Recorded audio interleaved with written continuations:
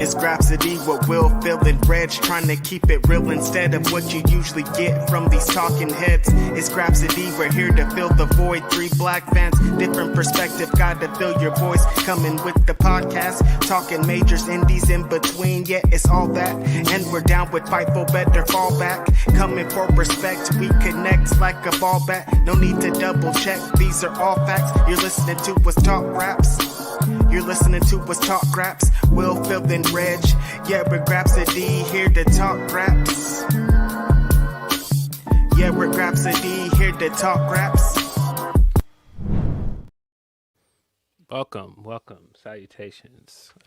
You know what it is. This is Saturday. It is 11 where I am. So, you know what time it is. It's time for Grapsody. It is I. It is I. I'm in the building. This is Grapsody. I'm Phil Lindsay, and of course, with my co-host, Righteous Reg. What's going on? Yeah, in the building. It's your boy, Media Man, your favorite rapper, your favorite writer, your favorite podcaster. It's Saturday. There was a lot of things going on this week. Philip Lindsay. Hold on. It's very messy on Twitter.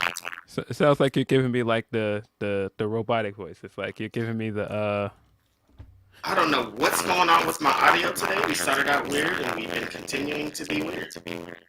Yeah, you're giving me like the distorted static voice. Oh my God. You guys, I don't know what it is. Alright, give me a second. Maybe there's something else running on my computer. GarageBand, I happen to put on some music. That could be it. Oh, that doesn't look like it. I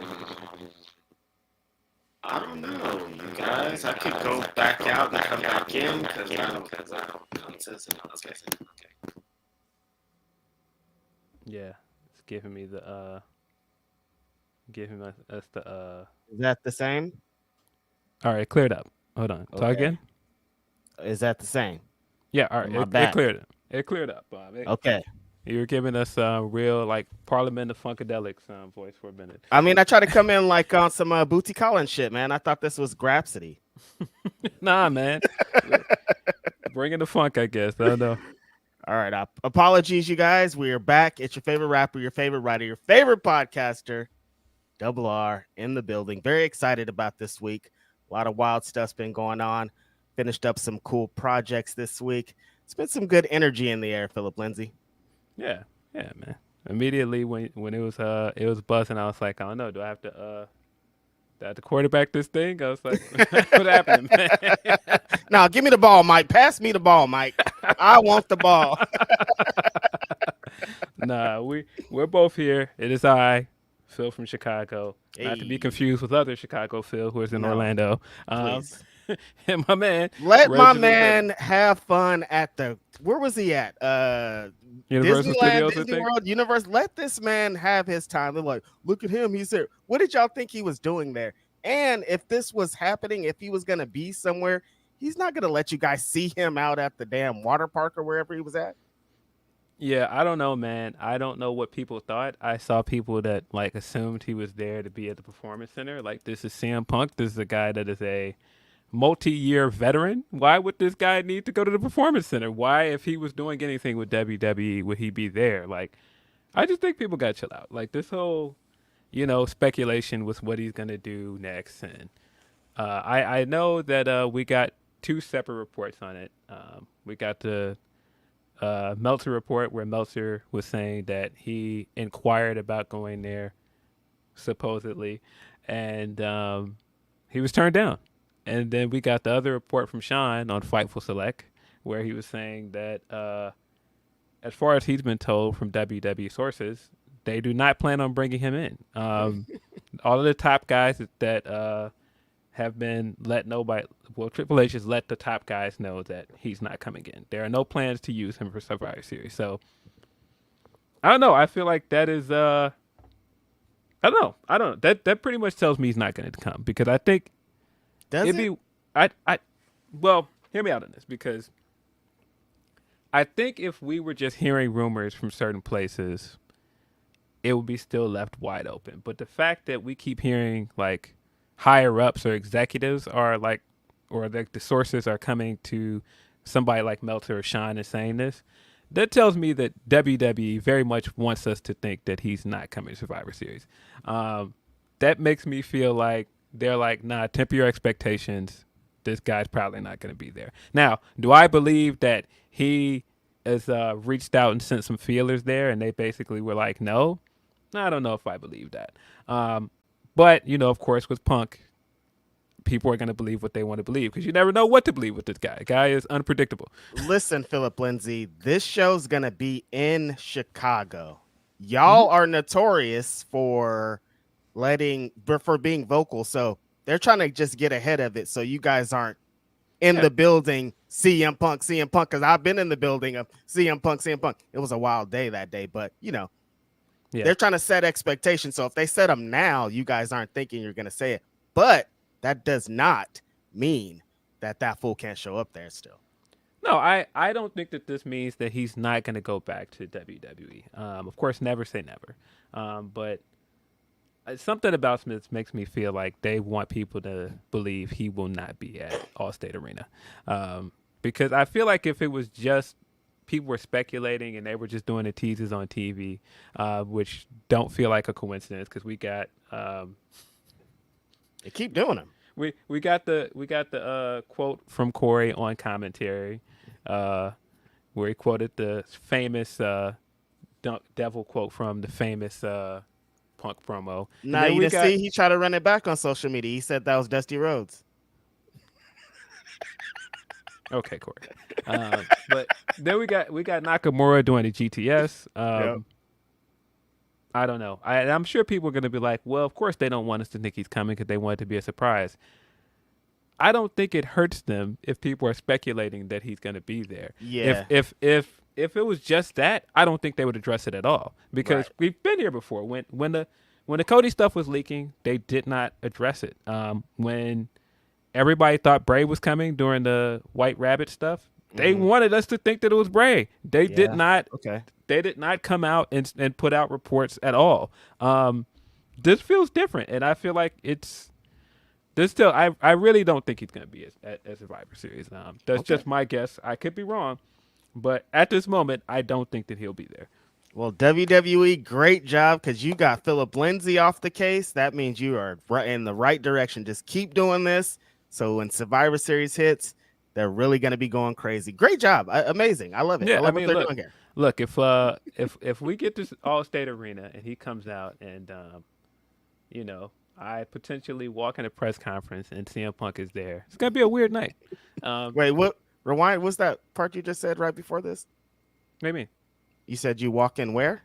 If I potentially walk into a press conference for Survivor Series, a press conference. I'm assuming they're gonna have a press conference for this. And you'll be there. I don't know yet. I'm attempting to be there.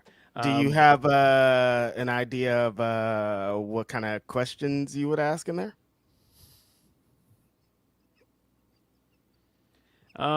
No, I'm just gonna go in there freestyle it, man. I think I'm just gonna go in there and like the first wrestler that walks in, I'm gonna be like, look, man, I don't know if you know, but like West Side Gun's like a big wrestling fan. You guys have any interest in wrestling West Side Gun? No. No. Very, very interesting press conference. I'm sure we'll get into that when we get into some match of the year, Phil. Match of the year. We'll get into some Fastlane talk. We'll get into some of this press conference, but yeah. I'm gonna try to be good, you guys. I'm gonna try. It's tough. It's tough out here. There was a lot going on this week, Phil. It is tough out here, man. You gotta get your questions in where you get them, man. I don't know, man. Listen, as someone who has been there, I was gonna say I get it, but that'd be a lie. As someone who has been there, I know what it is to be on the clock and to have your shit ready. And sometimes you're just like, this is what I'm doing when I'm going in here, and you're dead set on that and you do it. So respect ?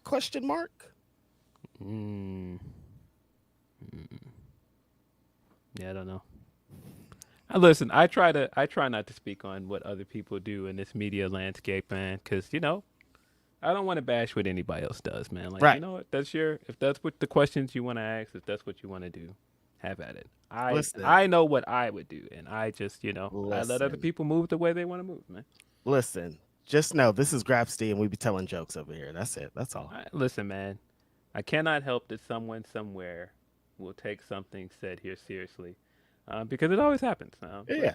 Guess That's what? what life is. Guess what? Let me tell you, I don't care. Stephen A. Smith. Shout out to Stephen A. Smith. You saw him going in on the homie in this little clip. Listen, the Stephen A. rebrand since he got Shannon next to him has been very interesting to me. Yes, he right. wants you to know as much as possible. Like, listen, I am black. I'm a black man. I'm doing this for the brothers. Y'all forgot for a bunch of years, but I am black. Y'all was talking a little egregious when I had that white guy in here. Y'all were cozying up to that guy, but let me tell you, I am black. A black man. There's a black issue. I'm about to discuss it. If I don't discuss it on my TV show, catch me on my podcast. I'm talking about it. Respect. Yeah. I don't know. But yeah, of course, as usual, you can send us your super chats, and you can send us humperchats at humperchats.com/Fightful. Yeah, I don't. Very interesting weekend. Very interesting week of wrestling and news. Yes, I would say so myself. A lot of things I wouldn't like to get into, but it's Grapsody, and so I'm sure people will talk about it. We got just a few super chats we're going to get into, then we're going to move forward. Our homie Eloquent says, not going to lie, the new West Side Gun was disappointing. Hard pill to swallow, man. Hard pill. I haven't listened to it yet. I've only heard the record with Jid and Conway on it, and which is fire.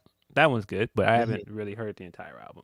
I mean, funny enough, as much as I've been letting all of the albums sit from last week, and I said this every time this guy does this, man, and everybody comes out and does the I hate this album thing. The more I sit with the Drake album, the more I like it. I'm sorry.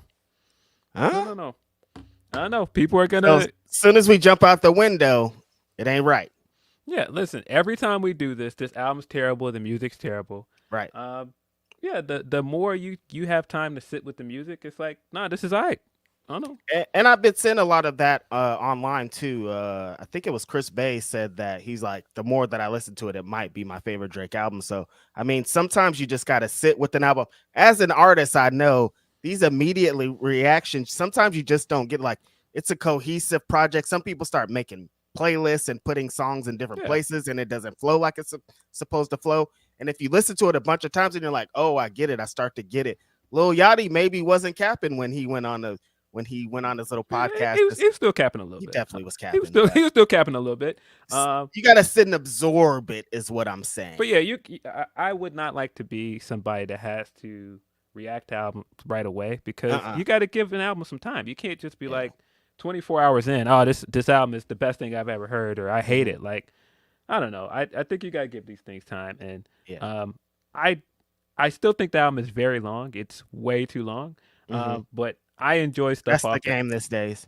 Yeah, because everybody wants to do the streams. Like, even the Bad Bunny album that came out, it's like 23 songs. Like, I don't want 23 songs, but I get it's just everybody's playing the streaming numbers.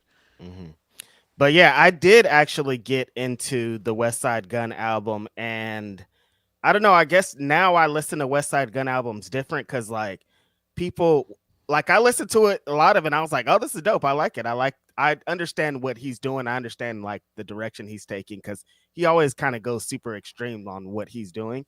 So I was like, I understood, but then I got online, of course, and everybody was like, West Side Gun on track beats. What are you doing? What's going on? And I'm like, yeah, but not like, I don't know. I get it, but I would understand. I understand what Eloquent is saying here of like, it's, if you're a West Side Gun fan and like the production he usually has, it's like mind blowing. And this is just like, he rapped on like some Tay Keith beats, and it's like, that's dope. And a lot of the shit was dope, but like, if you're a West Side Gun fan, it's kind of extreme. So wait, you mean that momentarily him and Drake switch places, because Drake is on the Conductor beat and he's over there on the Take Keith record? It's like, what's happening, man? Yeah, straight up. That's exactly what happened. It seems like he executive produced Drake's album, and whoever executive produced Drake's albums executive produced his. It's crazy out here, but I understand what he's doing. it's kind of, this is where I land on things like this, Phil. Westside Gunn has, how many projects does he have?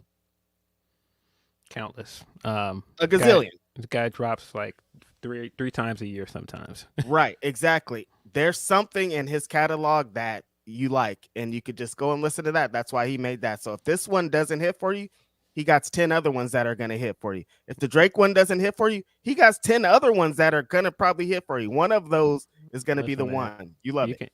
You can always throw a Take Care or one of those other albums back on, man. It's all right. You don't have to. Supreme Blind Tail all day. I can play it 5,000 times a day.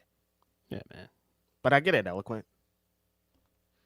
Leonard Aarons III says, if this is a legitimate no-go with Stanford Phil, then the innuendos need to stop immediately. No more quotables and promos and commentary. No more go-to Stanfords by writers. Wrestlers. Go to Stanford's. I don't know. I don't know what to make of some of this. How much of it is coincidence? How much of it is people reading into this? I don't know. I will continue to say, like I've been saying for weeks, it feels like months now, get to the shits, man. I am tired of coming on and overanalyzing things and like weeks and weeks of Punk headlines of Willie won't he. Just get to the shits, man. If you're going to sign over there, just do it. Yes. We can't keep doing this for the next 2 months of will he or won't he, will he or won't he. I can't. Yeah, I think one of the funniest things I saw was somebody was mad at Sean because they were like, oh, Sean doesn't even want him to go to WWE because that'll prove his report wrong. I'm like, no, are you kidding me? If he goes to WWE, that helps all of us because we have more stuff to talk about. Man, and Sean Ross, him going to WWE, he's cooking for the next year. Listen, man, no, that there's no person in media or like journalists that's like, man, I sure hope this CM Punk guy is done with wrestling forever. No. Like, there's nobody saying that. No, as someone who's been affected by just having his picture on our thumbnail and people clicking on it, yeah, no. Let's go. I'll see you again against Rollins at WrestleMania. Let's do it. Rollins did say again that he wants his WrestleMania main event. He has been saying that, good way to get it. That cash in doesn't count. He wants to actually headline WrestleMania. He wants top billing. So good way to get it. Our friend Aaron on Aubrey's neck every single day of the week. Busby says, told y'all back in January when Vinnie Mac came back that the universe was going to handle it.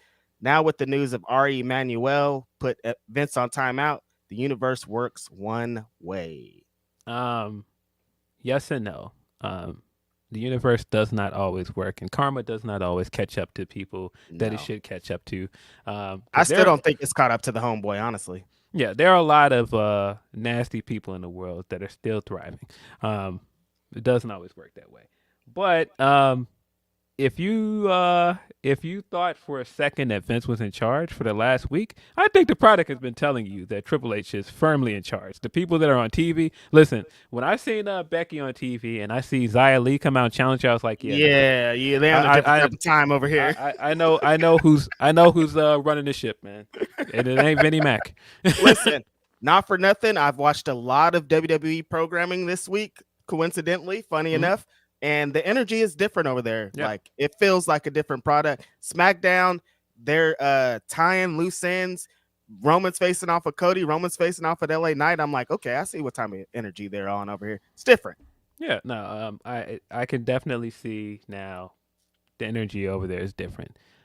Those guys are up, man. I mean, love or hate this company, they're up right now. They're hot. It's just what it is, and I'm sure we'll get into that more. But they're hot right now. They're up hot. That's subjective. Shot 29 says TK may need time to stay off Twitter, but if the odd, funny / eye-rolling Twitter rant is the most we have to worry about from him as a wrestling promoter, that's a vast improvement to the past. Listen, some of this stuff was very funny. Yes, hilarious. The day that he announced, the day of when he announced that we're going to have the first 30 minutes commercial free, and he's getting those tweets off. Oh, I laughed pretty good at some of those tweets, but some of this other stuff, I was just like, bro, it's okay, man. Like, I just immediately thought of my man at the end of the Wrestler. He's trying to talk Mickey Rourke off that Like, no, it's okay, Ram. We ain't gotta do this. It's over. It's all right, Ram. It's over, Ram. Listen, That's what I kept thinking. It's over. It's done, as Ram. someone who has had some Twitter things affect my mentals, just like get out of there. That's it, man. Listen, y'all know how I feel about that app. Just get out of there. It's I've been feeling way better since I've gotten out of there. Just get out of there, Y'all man. know how I feel about this app. It's not really a good place. I feel like it brings out the worst in people, and just yeah. And like I feel what he's saying. Like when he went into like you fans or I'm like, man, some of these Twitter people make you feel that way. So get out of there. That's it. It's all right. Just stop entertaining certain things, man. It's all right. Yeah. That's the super chats for now. Do we have any humpies? I believe we do. Scroll down.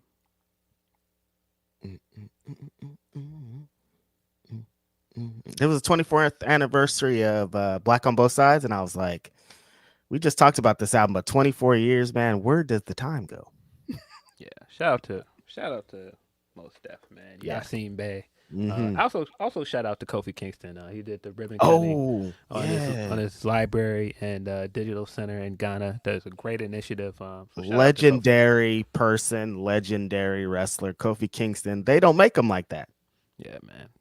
Appreciate everything he does as a wrestler, what he represents, and everything he's trying to do outside the ring. It's going to be in 10 years, we're going to not even be thinking of his wrestling career because of all the amazing things like this he's going to continue to do. It's great. Yeah.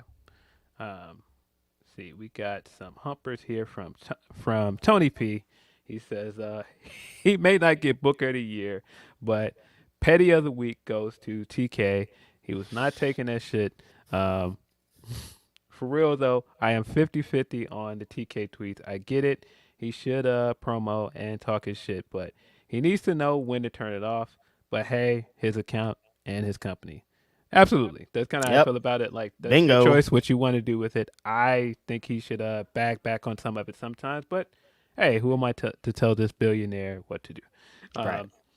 Also from Tony P, he says, Team TNA, like the Acclaim, who spent most of that reign feuding with them. Wait.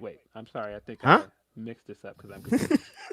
Okay, so there's two here. That's why I was confused. Let me go back to the beginning. He goes, about what Lyric said about FDR is half true in my opinion. They're one of many factors that stalled the tag division. It started to stall around the Acclaim's reign. Other than Swerve and Our Glory and FDR, who did the Acclaim really face? Weak teams mostly before they lost. In hindsight, the Guns was the right move and told the FDR comeback story, but look at the teams that were sacrificed and the Guns waiting on FDR. It was weak teams that didn't make the belts feel special. When FDR won them back, who was the first feud? Team TNA, like the Acclaim, who spent most of that reign feuding with them. Overall, it hasn't been booked well for a long time until the latter part of FDR's run, but then thought damage was already done. Okay, so a lot to get into here. Let me just stop right there. So first of all, we have new AEW World Tag Team Champions. Oh, yeah. So on Collision, Ricky and Big Bill won and became the new champions. This was a surprise to most of us. I think to all of us. Yeah, I would say to a good amount of us. But then immediately, I assumed that this had to do with Cash's injury from Wrestle Dream during a match with Aussie Open. So I was like, all right, well, Cash is probably injured, probably giving him some time to take some time off and, recharge the batteries and come back. Then we got that report from Dave where Dave says that Cash is not hurt, that they actually had always planned to lose to Ricky and Big Bill, and they're going to come back and revisit this feud later. I mean, Cash seems very clearly hurt. I mean, that was the takeaway from the match at Wrestle Dream. Unless he's working, I seems very clearly hurt. So I was very confused by that report. But, I'm not going to get into the whether Dave is right or not things because we've done that here and people have been all upset with us. It was everything about that was weird. But as Tony P is pointing out, Lyric, who was on our podcast 2 weeks ago, shout out to Lyric. She tweeted about FDR, and she said that she feels that they stalled the tag division. And, usually one of those tweets of, yeah, we're going to have this conversation later type tweets. And as usual, anytime you say we're going to have this conversation later, no, Twitter wants to have the conversation right now with you. Yeah. And one of the people that wanted to have this conversation was apparently Dax. Not surprising. All of this was just like, all right, Dax, like, what are you getting from responding to random Twitter accounts? Also, get out of there, maybe. Yeah, this was another one where I was just like, nah. Get out of her mentions. Nothing about this looks good. Doesn't matter if it doesn't matter if you agree with her. It doesn't matter how you approached her. This looks crazy. Like, no, let's just not do this. As to the tweet itself, I feel like the tag division has been very up and down all year. And so I was very surprised to see people saying that FDR was the problem when FDR being there, they were having the great matches on Collision. They gave us the 2 out of 3 falls match. They gave us the almost hour-long match. They were giving us stuff like the Workhorseman match. They just gave us a match with the Young Bucks at All In, which was fire. Aussie Open. I mean, I think the start of their title run wasn't great. It dragged, but I feel like once Collision started, it kicked in a high gear. So I can't say that there would stall the division because we were complaining about the tag division before they won those belts. I don't know if people remember what was the tag title match for Revolution, but people were not happy about that match. Very upset. We were there.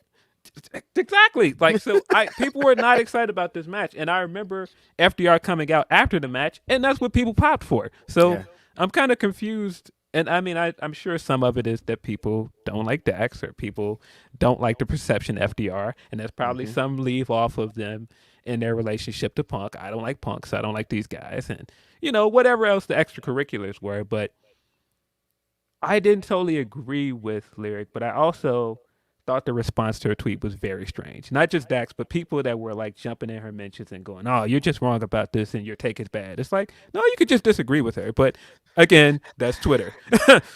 I hate when people say that you're wrong and this take is bad. No, just like it's my opinion and get out of my mentions, you dumb idiot. Yeah. So we just all got to get out of Twitter. I hope Elion blows it up. Tired of him. Yeah, look, man. Again, that's her opinion. If she feels that, that was the defining factor. I feel like it was more than FDR. I feel like people turn that into something else with Lyric. Yeah. You know how this game is. Of course. I just want to yell at you. And it's just like, all right, well, that's whatever. But I feel like you could argue like the start of their reign wasn't good. But I feel like their reign got better once Collision started. And I think they have that almost hour-long matches like a match of the year. Yeah, they have more than one match that I feel is like a match of the year contender. So I can't say that it's just FDR. I think that there were other things like injuries at the start of the year. I think that there were some booking decisions that I didn't really understand. Like how many Jarrett title shots were this year? Like he's challenged for the tag belts quite a bit this year. That's what we need to be talking about. And I mean, don't get me wrong, I enjoy Jarrett, but I think that started to bog down the Acclaim's run with the belt. And I think even after FDR won, they got a title shot against FDR. It's like, that's why I'm like, I don't think that was the only problem. I think there were some odd booking choices here. I mean, the blind tournament, in retrospect, yes, it gave us Cole and MJF, but did it really give us anything else other than that? Like, I mean, the other tag team that we enjoyed in it, and Big Bill and Brian Cage, is no more. So what was really the point of it other than as a vehicle to move the stuff with Cole forward? I don't know, but that's why I'm like, I don't think it's just one thing. You could argue some of it is FDR. You can argue, oh, they just want to go out and have the good matches. Hey, listen, man, I want to see good matches. So I was fine. Hey, sounds like a sound strategy to me. So at the end of this, Philip Lindsay, how do you feel about Ricky Starks and Big Bill? What are they going to do with these tag team championships? I thought this was a interesting choice because, of course, the other thing we have going on is FDR seemed like they were lined up to have a match with the Bucks because the Bucks are the number one contenders for the AEW World Tag Team titles because they won their match at Wrestle Dream. So you I know where assumed, they're holding their title shot off for. Full Gear's coming up in California. LA. Like it's Young Bucks territory. So I assumed either we were going to get a match on Title Tuesday. That's what I really was assuming coming into this week. That eventually Tony was going to announce that that tag title match was happening on Tuesday, and maybe the titles changed hands there. That was the way to do it too. That match would have. Yeah, and then you possibly were going to get another match between them or another match with the Guns or something at the pay-per-view. So I was very surprised that we got here with Ricky and Big Bill, which I don't hate this team, but it was just like, good. Okay, well, they're champions now. Cool. The match was fun because the match basically was unpredictable. It was almost like a squash match. It was. Surprisingly, but that's also what told me that Cash was hurt because he got taken out of the match very early, and it was basically 2 versus 1. So that kind of told me that Cash probably wasn't good to work. The Dave report was like, "Why did we didn't have to do this?" I think. I didn't know what to make of that report. Obviously, someone somewhere told him that. But that's the same thing I say with Dave reports all the time. He's just reporting what somebody. Yeah, it's told him. It's never on Dave. I hate when people are like, Dave Meltzer. No, somebody said, "Yo."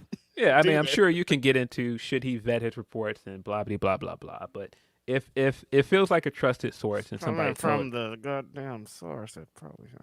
If it's a trusted source and he reports it, then what can I say? Cash seemed very clearly hurt. And the match was fine for that. I think that since Ricky won the Owen Cup, he's been on a fantastic run. I think Starks has been killing it. Yeah, I think the Owen Cup has benefited him more than any other wrestler. I've said that before. He's kept kind of like being, it seems like he's gonna have like some crazy disappointment, like with the Punk stuff, and then he fell into the Bryan stuff, and then like now he fell into this tag team title situation.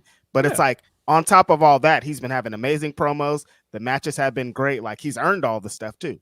Yeah. But also I also assumed after the teasers and stuff we were getting at Wrestle Dream that we were probably getting Ricky versus Mox at the pay-per-view. Yeah, so now it looks like we're getting Ricky and Big Bill. All blown up. So I don't know. I don't know what to make of this decision. It feels like it was very last minute, but that also leads me to believe that Cash is hurt, and that's why they made this decision. I don't want to. Why did they do this? I don't want to belabor that point, but it's just like I felt like it was pretty clear that Cash is hurt. Yeah. So I don't know. I think this is good for Ricky. I don't know what it means if you're just doing this to get to the pay-per-view and then they just lose to the Young Bucks. Then what was really the point? Like. I don't know, and so that part of it I'm not sure of. Does it give you a moment on Collision where you had a crowded weekend of wrestling and you wanted people to pay attention to your show? Yes. Does it give Ricky's another accolade this year? Absolutely. But other than that, I'm just not sure. But that takes all the way away from the Young Bucks moment at Full Gear, which we were getting to. If that's where this is leading, I don't know. That's why I'm like, I don't know what to make of any of this, but it very much feels like this was changed last minute, just based off of what I assumed we were getting from Ricky at the pay-per-view, what I assumed we were getting from FDR and the Bucks. I feel like this just tells me like the injury just changed the plans. Right. And that's okay. There's nothing wrong with that. It's an injury. Like we want the person to recover and get back to it. I feel like at the end of it, if we're gonna like right now in the moment, we're like maybe people feel like the lyric thing, but like when we look back, we're gonna look at this resume of FTR matches and be like, that reign was awesome. Yeah, I feel like it's definitely better than that first reign. That first reign way better. Was very forgettable. I feel like this time around they had some good matches. They had some big moments. And I feel like we probably would have talked about it a little bit more favorably if Cash didn't get hurt and some other things didn't happen. And I mean, some stuff like the Punk stuff on Collision was a distraction as well. Yeah. But I don't know. I think this caught up in that too. Yeah, I think this was a good run. I've been enjoying it. I think the matches have been dope. And shout out to Ricky and Big Bill. I think this is a big win for Ricky. Big Bill, give it up for Big Bill, bro. Big win for Big Bill because he did a lot of heavy lifting in this match. Yeah. Because that was basically the match of Big Bill beating down on Dax until Ricky got tagged in and he hit him with the spear to win. But I also feel like that's kind of the story of this match, and that kind of leads me to believe they're going to lose at Full Gear because they didn't really operate as a tag team here. Right. It was basically like Ricky sending Big Bill in to do the heavy lifting, and then he came in and did a move and picked up the win. Look, if I were giving out awards and I was giving out most improved award, Big Bill is getting that award. I remember hearing a few months ago that Big Bill thinks he's that guy. Like if it were up to Big Bill, he'd be AEW World Champion right now. He thinks he's like the guy. And ever since I've heard that, he's been that person. I was like, when I heard that, I was like, oh, that's interesting. But then he started being that person. I was like, you know what? Maybe Big Bill is that guy. And he has been being that guy. Every situation he's been put in, Phil, I was upset when they broke up him and Lee. I thought him and Lee Moriarty had a really fun team. He brought out a different side of Lee. Lee's been cooking ever since then. The short-lived thing with Brian Cage was on fire. Crazy stuff. He's been doing amazing with Ricky Starks. And every time he's had mic time, he's been dope at it. He's funny. He's charismatic.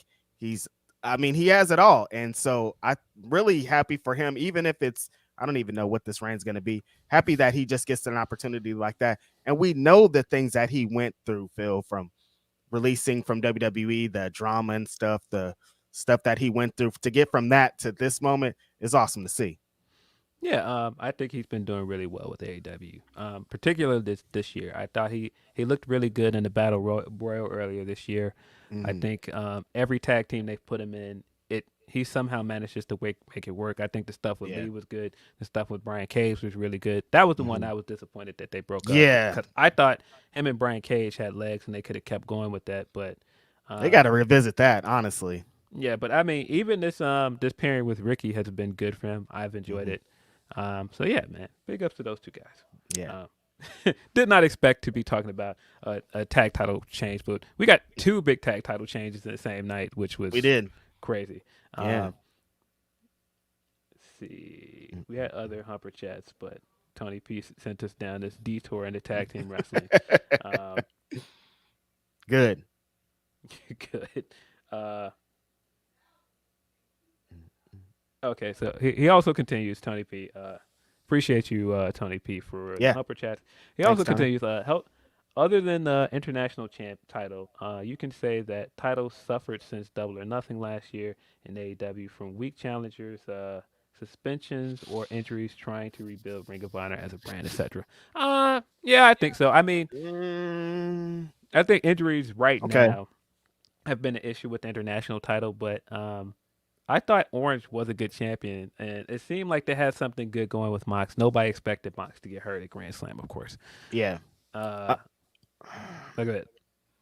It's hard because he's right, but I feel like most of it is because of the injuries. The Max thing we could get into. I feel like that's like an hour and a half worth of podcast of his run, him beating two wrestlers by himself. There's like a lot to get into, but I don't know. I don't know. I don't know if I agree because the Orange thing was so strong. I feel like it like carried the company in a good way. You know what I mean? Yeah, he's the best champion in the company for sure. Yeah. So Orange wasn't a problem. It's just the guy that you had. I don't know the trios titles. I mean, it was the right move to put it on the Claim. The Claim are still over. Yeah. And you needed to do something with them. I enjoyed House of Black as trios champions, but they didn't exactly have like storylines or feuds with those belts. They just not enough time. Yeah, so I'm not upset with it. From Van Twinblade, he says tomorrow at Glory Pro. Tomorrow from Glory Pro, El Dorado, Xavier Walker is going to nuke Dak Draper's ass in a street fight. Yo, all right. Yeah. Kenny Alfonso challenges Tankman for the title with PME, while PME defends the tag titles from the Kingdom. And Coco Lane and Rohit Raju are going to have some playtime. Rohit. Sounds like a dope show. I'm a big fan of Rohit. I still think he needs to have a contract somewhere. They need to quit playing him and Jake Something. I think Jake Something has a contract with Impact, but Yeah. they got to make room because Punk's coming. Sure he is. Speaking of shows, I mean, we're going to get into Fastlane in a second, but Royal Quest starts in about 15 minutes my time. Yeah. If you are excited or interested in New Japan / UK wrestling, that's going to be a great show. Got a very stacked card. I didn't even realize it was this early, but it is coming on. It's not going to be on New Japan World yet, but you can watch it on RevPro's in-demand service. Oh, that's going to get people not that happy. Yeah, I mean, of course, when people have to pay for the pay-per-view and it's New Japan, people are not the most excited because it's the same way with some of those strong shows that are on Fight. You have to pay for it separately from your New Japan subscription. But it's a pretty good card. Like of course, like the main event is the big draw for it, but I think otherwise, there's some good matches on this card. They've got Robbie X versus the returning Ishimori. That looks dope. Ooh, yeah, that's fire. We've got El Desperado versus Trent Seven. That looks like it's gonna be a dope one. Interesting. Yoda Tsuji is taking on Luke Jacobs. I believe last year Tsuji was still on his excursion to UK, so it's interesting that now like he's coming back, super popular now. He's over. Gonna be interesting to see how the UK crowd responds to him this time around. We got Leon Slater and Cameron Kai taking on Clark Connors and Drilla Maloney. That's gonna be fire as well. Leon Slater, you guys, if you don't know the name Leon Slater, I just posted his 450 splash because somebody was trying to say Bianca had the best 450 splash. I'm sorry, Bianca has an incredible 450 splash, but the 450 splash of today is Leon Slater. 19 years old, you guys. You guys are going to know his name very soon. If you don't, very soon you'll be like, oh yeah, Leon Slater. I know him. He's everywhere. Yeah, nah, he's fired. That the GIFs going around of him doing that swanton that he does. That I don't know how he does it. He changes in midair. It just looks crazy. Like yeah, this kid is special. That's gonna be fire. You also have the team of El Fantasma, Tama Tonga, and Tongaloa taking on Alex Coughlin, David Finley, and Gabe Kidd. I'm sure we're gonna get more of those two factions throughout the year, but that's gonna be a cool 6-man. You've got Ren Narita and Shota Umino taking on Akira and Great Khan. That's gonna be a cool one. You've got Sanada and Doki taking on Bushi and Naito. Of course, that is leading off of the Destruction show from last week, where Naito officially challenged Sanada for the IWGP Heavyweight Championship. It's official at Wrestle Kingdom. He is now still carrying around a tote, not carrying around a briefcase for his G1 win. He's carrying around a tote, which I think is it's such a Naito thing to do. It is. Yeah, we've also got has some Orange Cassidy parallels. It does, but I've been saying for the longest. Listen, Forbidden Door next year. Tetsuya Naito versus Orange Cassidy should be on that card. 1-on-1, no multi-man matches. 1-on-1. Book that match. Hiroshi Tanahashi, Eddie Kingston, and the homie Michael Oku will be taking on TJP and Jeff Cobb and Hanare. That's going to be a dope one as well. That's fire. Excited to see Michael Oku get these opportunities. Another one, if y'all don't know, y'all listen to our interview with Michael Oku. He's way on his way. He's already there. Yeah. Of course, speaking of interviews, didn't I put this over earlier, but we interviewed a friend of the show, Swerve, earlier this week. Well, last week. It went up earlier this week. You can still check that out on Fightful's YouTube channel. Yeah, really fun, really dope. Oh, we're going to get into Swerve and Bryan Danielson very soon here, so yeah. Yeah. Got Tomohiro Ishii taking on Shingo Takagi. You know what it is. Big man beating the shit out of each other. This is probably the one, if you just look at the card and you're like, which going to probably be the one on paper? This one. Yeah, it's going to be fire. But the main event, two of the best UK wrestlers there are going to go head-to-head in the main event. It's going to be Will Ospreay versus Zack Sabre Jr. this is the match that I am the most excited to see from this card. Mhm. Kind of salty that I won't be able to watch it right away, but very much excited for that. It's our fault, at least. We can blame it on. But yeah, so if you are looking for something else to do other than watch the two of us talk about wrestling for the next hour or so, No, you like it. you can go and check out Royal Quest, which is going to air in about 10 minutes.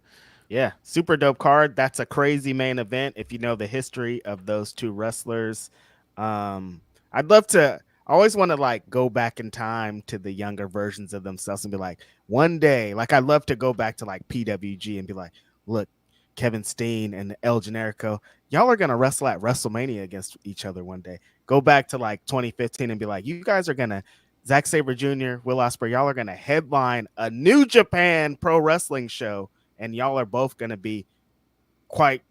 People around the world are gonna say both of you guys are the best wrestlers in the world, like far and away. It's crazy that they both have gotten here. Both little skinny guys from the UK are now just transformed into being these guys. So it's crazy. That main event is going to be everybody's going to be talking about that for the rest of the day for sure. Yeah, definitely can't wait to watch that one. Mm-hmm. Get into more of our Humper chats before we move forward. I am going to save that Humper chat, Tony P. I see until later because we are going to get into Fastlane talk. But I'm going to come back to that one. Yep.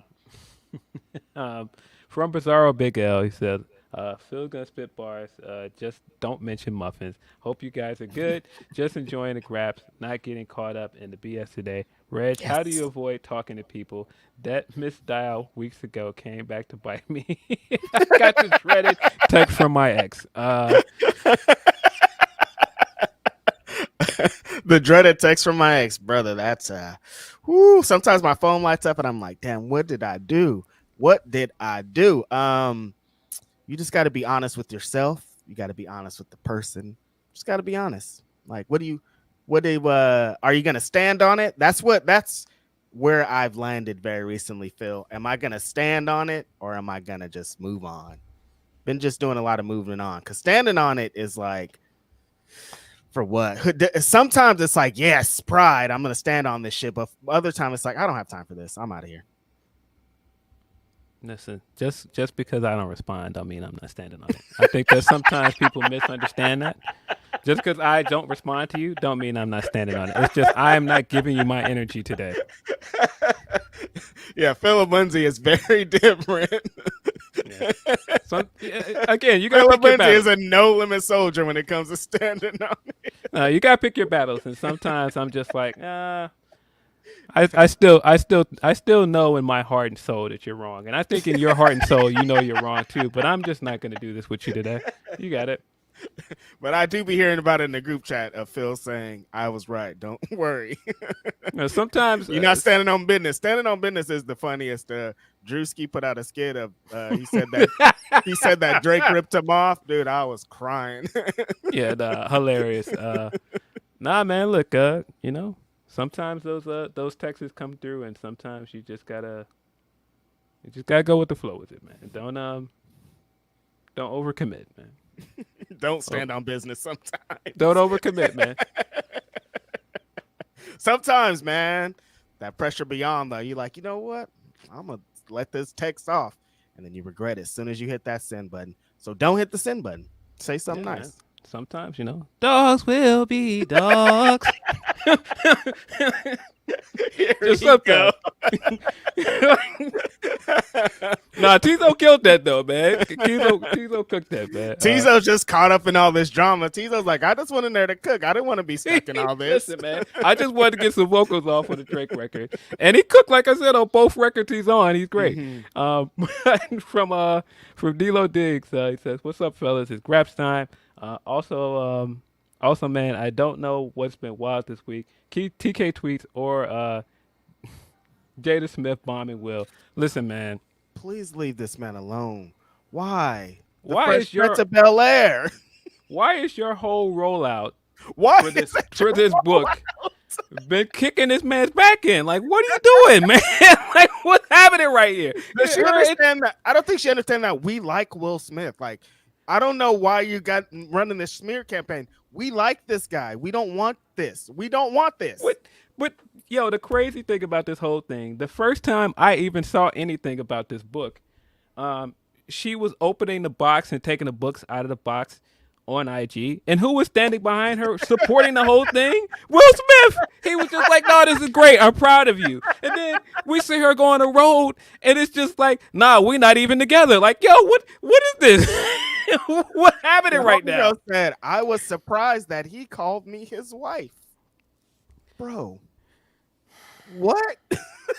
I don't think we had to hear this.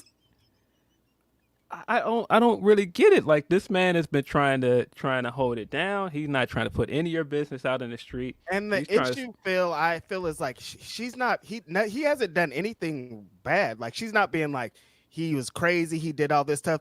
She's like, oh, I don't know. He's just like regular. I don't really like Tupac though. Like, he was out in these streets, and then Will was at home. We haven't really been down like that. It's just like he hasn't done anything bad. It feels like she's saying she's just like, we're just not down like that. And it's like, okay, well, leave him alone then. Why you keep body slamming him every point time? And I mean, I should make this clear. Like, this isn't a jump on Jada thing. I'm just baffled by the whole thing, because I'm just like, we don't need to know any of this stuff, man. Like, I don't want to know. And I just feel like with every clip that comes out, I feel even more embarrassed for Will. Like, I'm sure he's sitting at home like, nah, you didn't need to put that out there. Like, what? Like, after the slapping thing, and like it's gone on record to be like, I went through some shit. I'm this, blah blah blah. And then you probably feeling good, and then she's like, nope, bro. That slap was a year ago at this point, bro. Like, why are we still talking about this? We was moving on, I thought. Why are we still talking about this? And I just feel like all of this extra information doesn't make either of them look good. It just. No. Yeah, I don't know, man. Wild. I love Will Smith. He's the rapper, the first rap Grammy. He got it.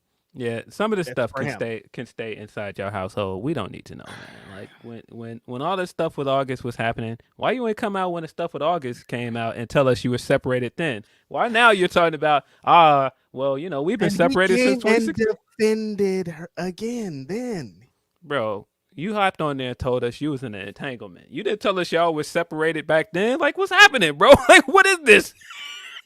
What are you doing? Wow. I forgot about that. That was during the time you could have just said, we're separated. None of this would have happened. This all is just like, I don't need to know y'all relationship business. Like, I don't need to know. I don't want to know Jada. Like, it's cool. I know you still have all this love for Pac and all these other things. That's great. Damn, J. Cole's gonna have to switch his lyrics up. First Ram and Papoose, now Will and Jada. Like, black love, black hip hop love. Every leave time them alone. Every time I see these clips, I'm just like trying to quickly scroll by them so I don't hear any of them.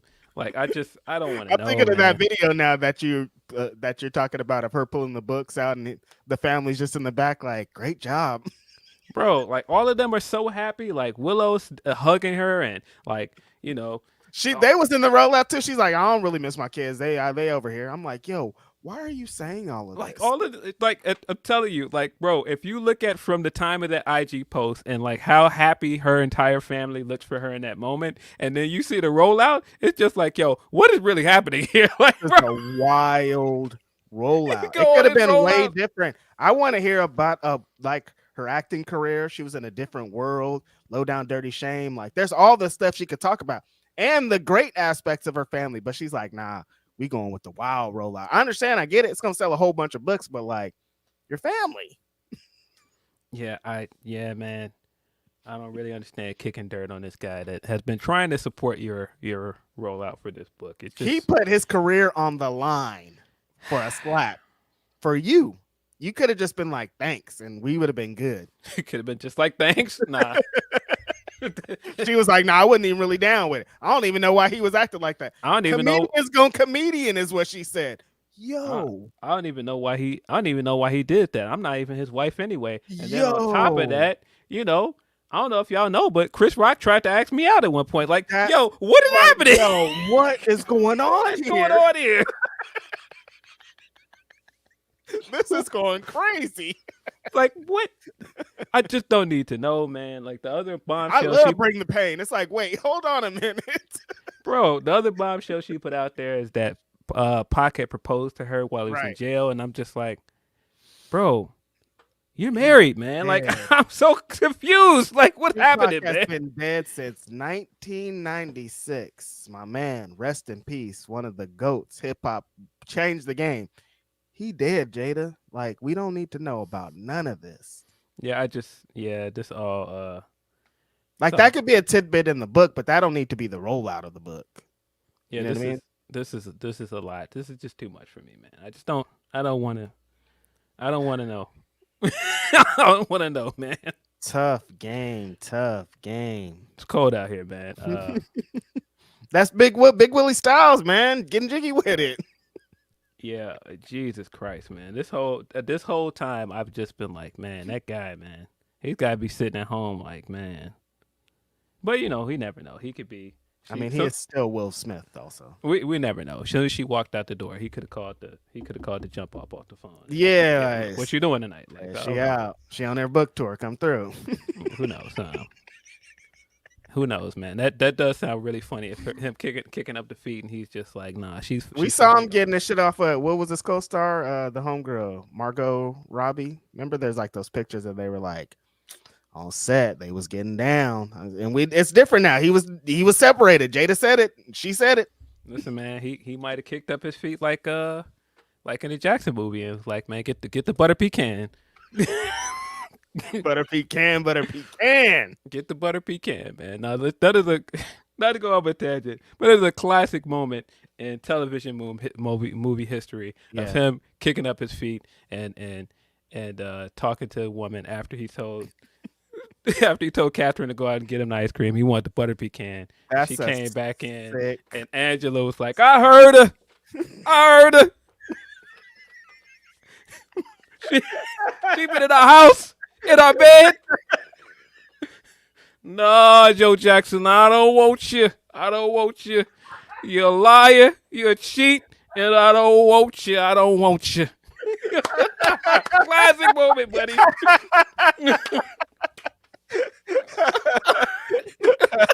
Classic moment in television history, man. You a liar and you a cheat, Joe Jackson. Philip Lindsay, give him the award, brother.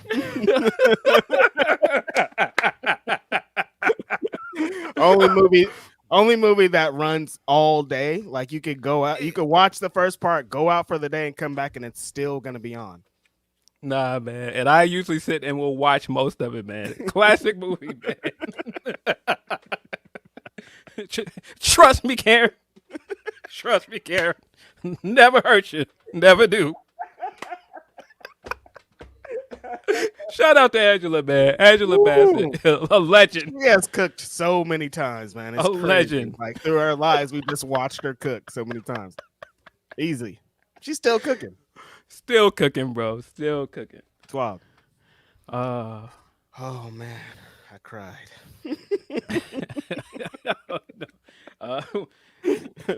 We got more super chats. We got like one more humper chat that I want to save until we got the Fastlane talk. Yeah, we got some super chats. Let's get into them. Our friend Irene C says TK needs to be more wise and not make himself look vulnerable, because whether it makes sense or not, a lot of fans overvalue the optics of power on Twitter more than real life crimes, i.e. Vince versus Tony. Great point, Irene. Yeah, you know, sometimes you don't need to tweet everything. That's it. It's all right. We don't need to know it, and we don't need to see it. The other half says Nick Aldis versus Roman and Larry June. Shout out to Larry June, who is making some very dope music. If you haven't heard the Larry June and Alchemist project, you missing out. Some dope hip hop, some adult hip hop, as they say, Phil. Yeah. I haven't heard all the Larry June album, but It's fire. Yeah. See, I'm part of the problem, I guess, because I won't. You are. I won't grow up still listening to, you know, immature Drake. That's it. That's all you want to listen to. You're a dog. Nah, man, come on. We're gonna get into it fully, but yeah, Nick Aldis is out here officially on TV as the GM of SmackDown. Yeah. Pretty Big dope. shout out Dope to for Nick, him. man. Leonard Aarons III says, don't let people's one-sided narratives get in the way of FTR legitimately trying to help to get the tag division back up and running. Yeah, I don't know. I don't know if it's intended to be one-sided. I just think people have their opinions. It is Right. what it is. Yeah. FTR know what they did. Dax know what he did. Yeah, that's why I was more confused as to why he responded to that. If you think that you had a good reign or whatever, why You don't have to talk about it. Yeah, You know what are you did doing? it. We saw it. Our friend Bragov says, HHH popped me, Triple H popped me that entire segment. Popped me that entire segment with the piped in boo stuff. Mic change and the Judgment Day interruption meme. SmackDown was a lot of fun. LA Knight, big, huge, giant star. Yeah, big pop, man. Y'all gotta stop playing with LA Knight, man. People really like LA Knight, Phil. I gotta stop playing with this guy. I told y'all, man, when I went to AEW shows and I started hearing the yes at AEW shows, I've seen people at more than one show that is not WWE, and I've seen people dressed at this guy. Nah, this guy's over. Nah, they're MLBs. There's teams adding him online. There's people dressed up as him at different games and stuff. This guy is over like Rover, big dog. He's out of here, man. Yeah, He's good for outta him. here. A new rag says, shout out to a new rag says, who do you think is winning the TNT title? Knowing Brian, I guess Christian is winning. Brian is cooking every week since All Out. Man, I just want a year at least before retiring full time. I'm not ready. None of us are ready. We're never going to be ready for it.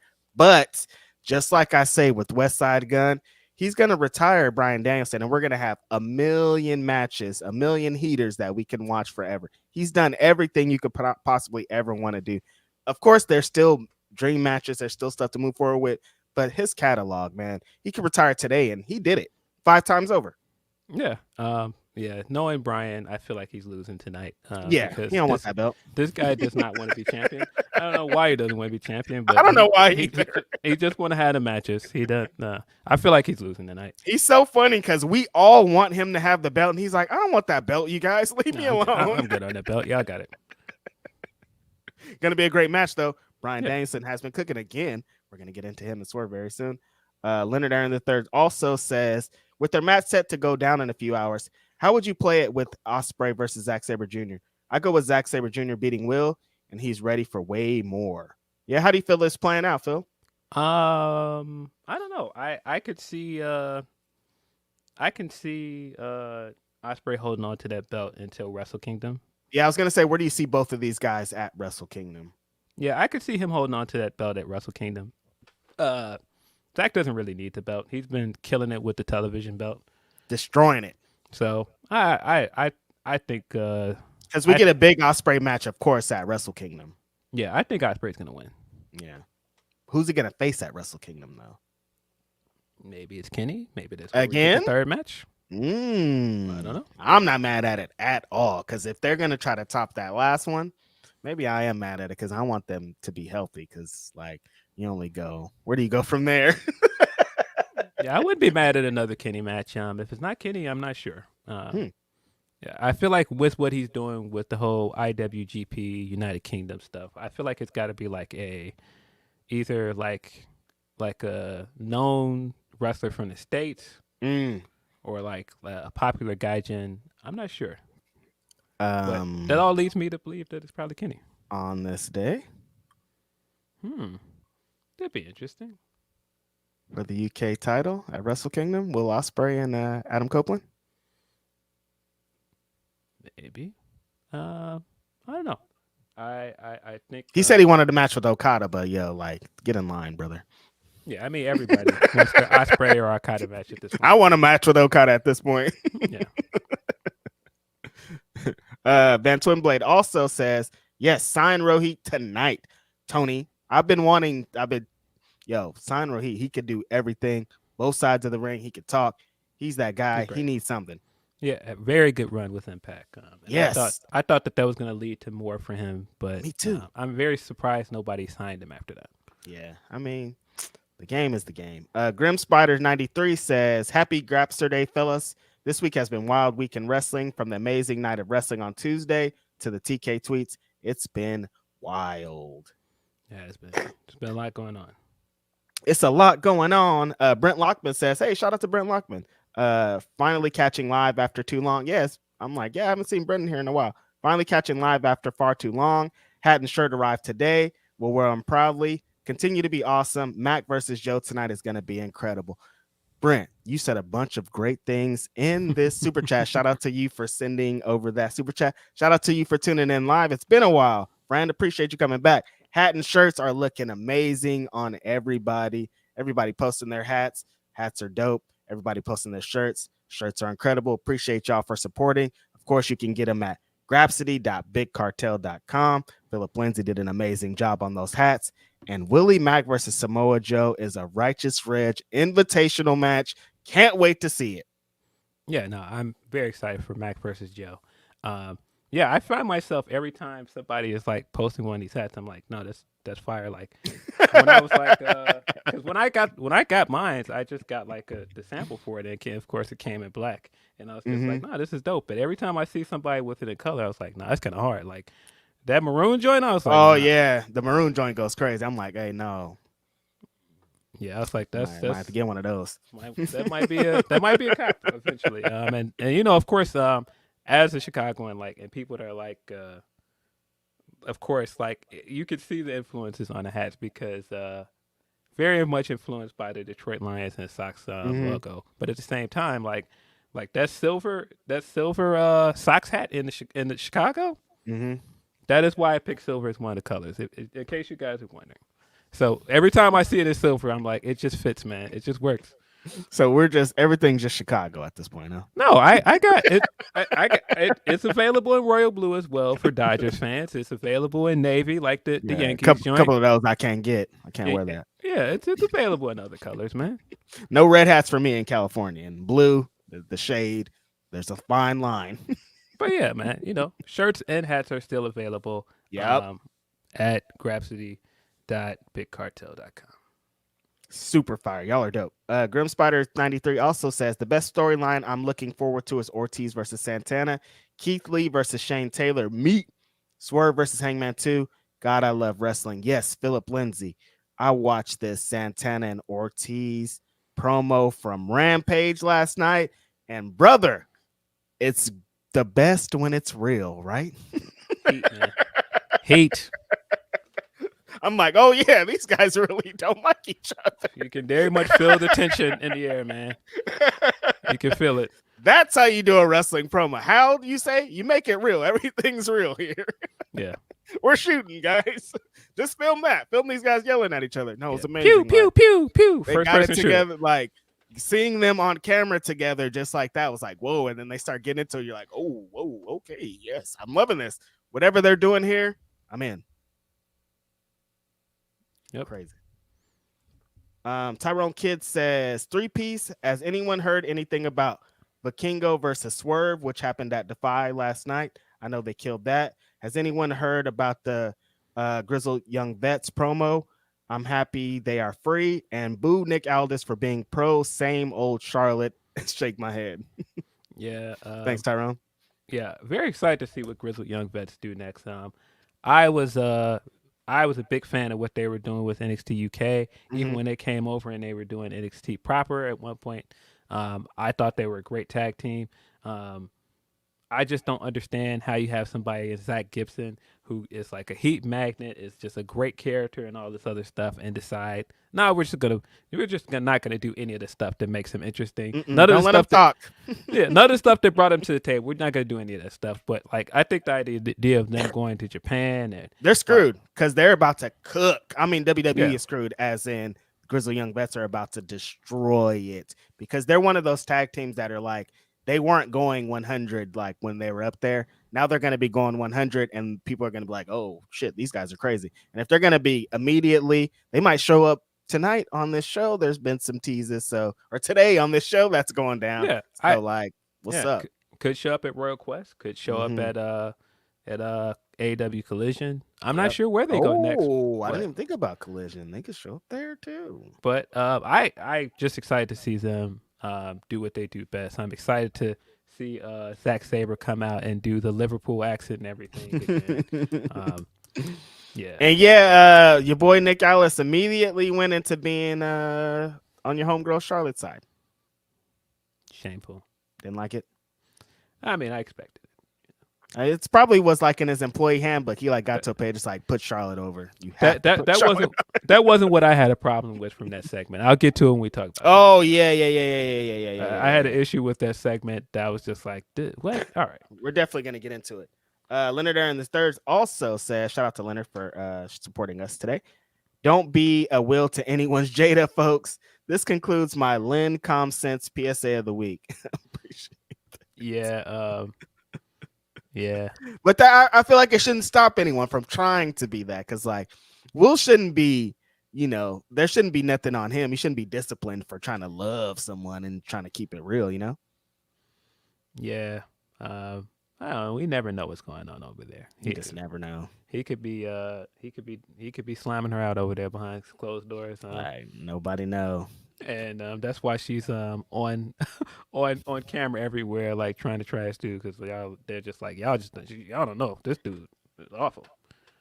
Could be, or it could be her kink that she's like, yo, in the streets, like I play like I don't like you, but when I get home, we get down to it. You never know.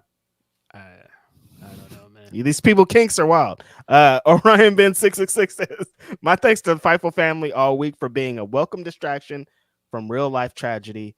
I mean, the Fightful Tuesday Night War is better than the AEW versus Tuesday versus NXT howling. Yeah, definitely a lot of real world stuff going on that is depressing. It's wild, man. Van Twinblade also says, y'all see Mox and Renee adopted another young wrestler on Instagram. Billy has a family. Mox, you can't collect kids like Pokemon cards. Talking about Billy Starks, of course, who has been having an amazing week all week, doing some great things.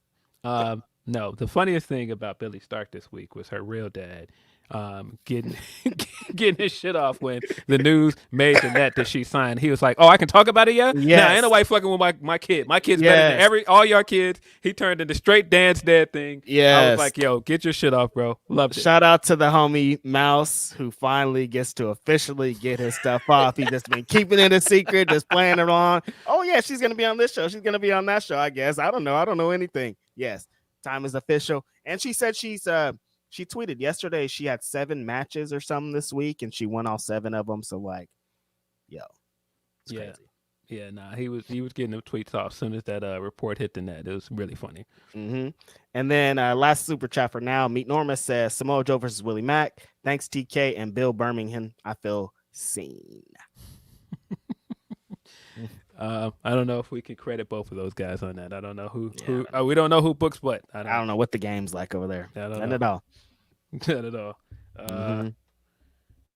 Yeah, I suppose. Let me read this other. Well, no, I'll read the Humper chat once we get into it. But okay, let's get into Fastlane. Yeah, we got a WWE pay-per-view last week. Very short and to the point. Things on this show, Phil. Very short and to the point pay-per-view, which you're not gonna have any complaints from me when it's just a 5-match card. Yeah, get to it. Easy breezy. What did you think of this show? Because I thought it very much felt like a B pay-per-view for me. But the most egregious thing, for me, tag team championships. Because why? Yeah, I mean, so what he's talking about, of course, the tag titles match opened the show. And I was of the opinion that, all right, well, this is just a way to get those 4 guys on the card. We're probably going to get some Rhea stuff. We're going to get a Jade appearance. We did get a Jade appearance, but we did. It was backstage on the pre-show, not on the actual show, which I was kind of confused about. But this was a solid match. I thought it was a very fun match. Good match. Cody looked great. Jay looked great. Judgment Day still works really well as heels. But Cody and Jay won this match. They are new undisputed tag team champions. I was not expecting this at all. Nope, coming another surprising one. I thought that this was a pretty predictable match. I thought that the Judgment Day were going to remain champions. Yeah. I don't know what to make of this. I'm not sure why. I guess now thinking about it, what happened on SmackDown last night with that little stare down at the top of the ramp. That's why. Yeah, well, I'm guessing they're leading to Cody and Jay versus Jimmy and Solo is what it's looking like, right?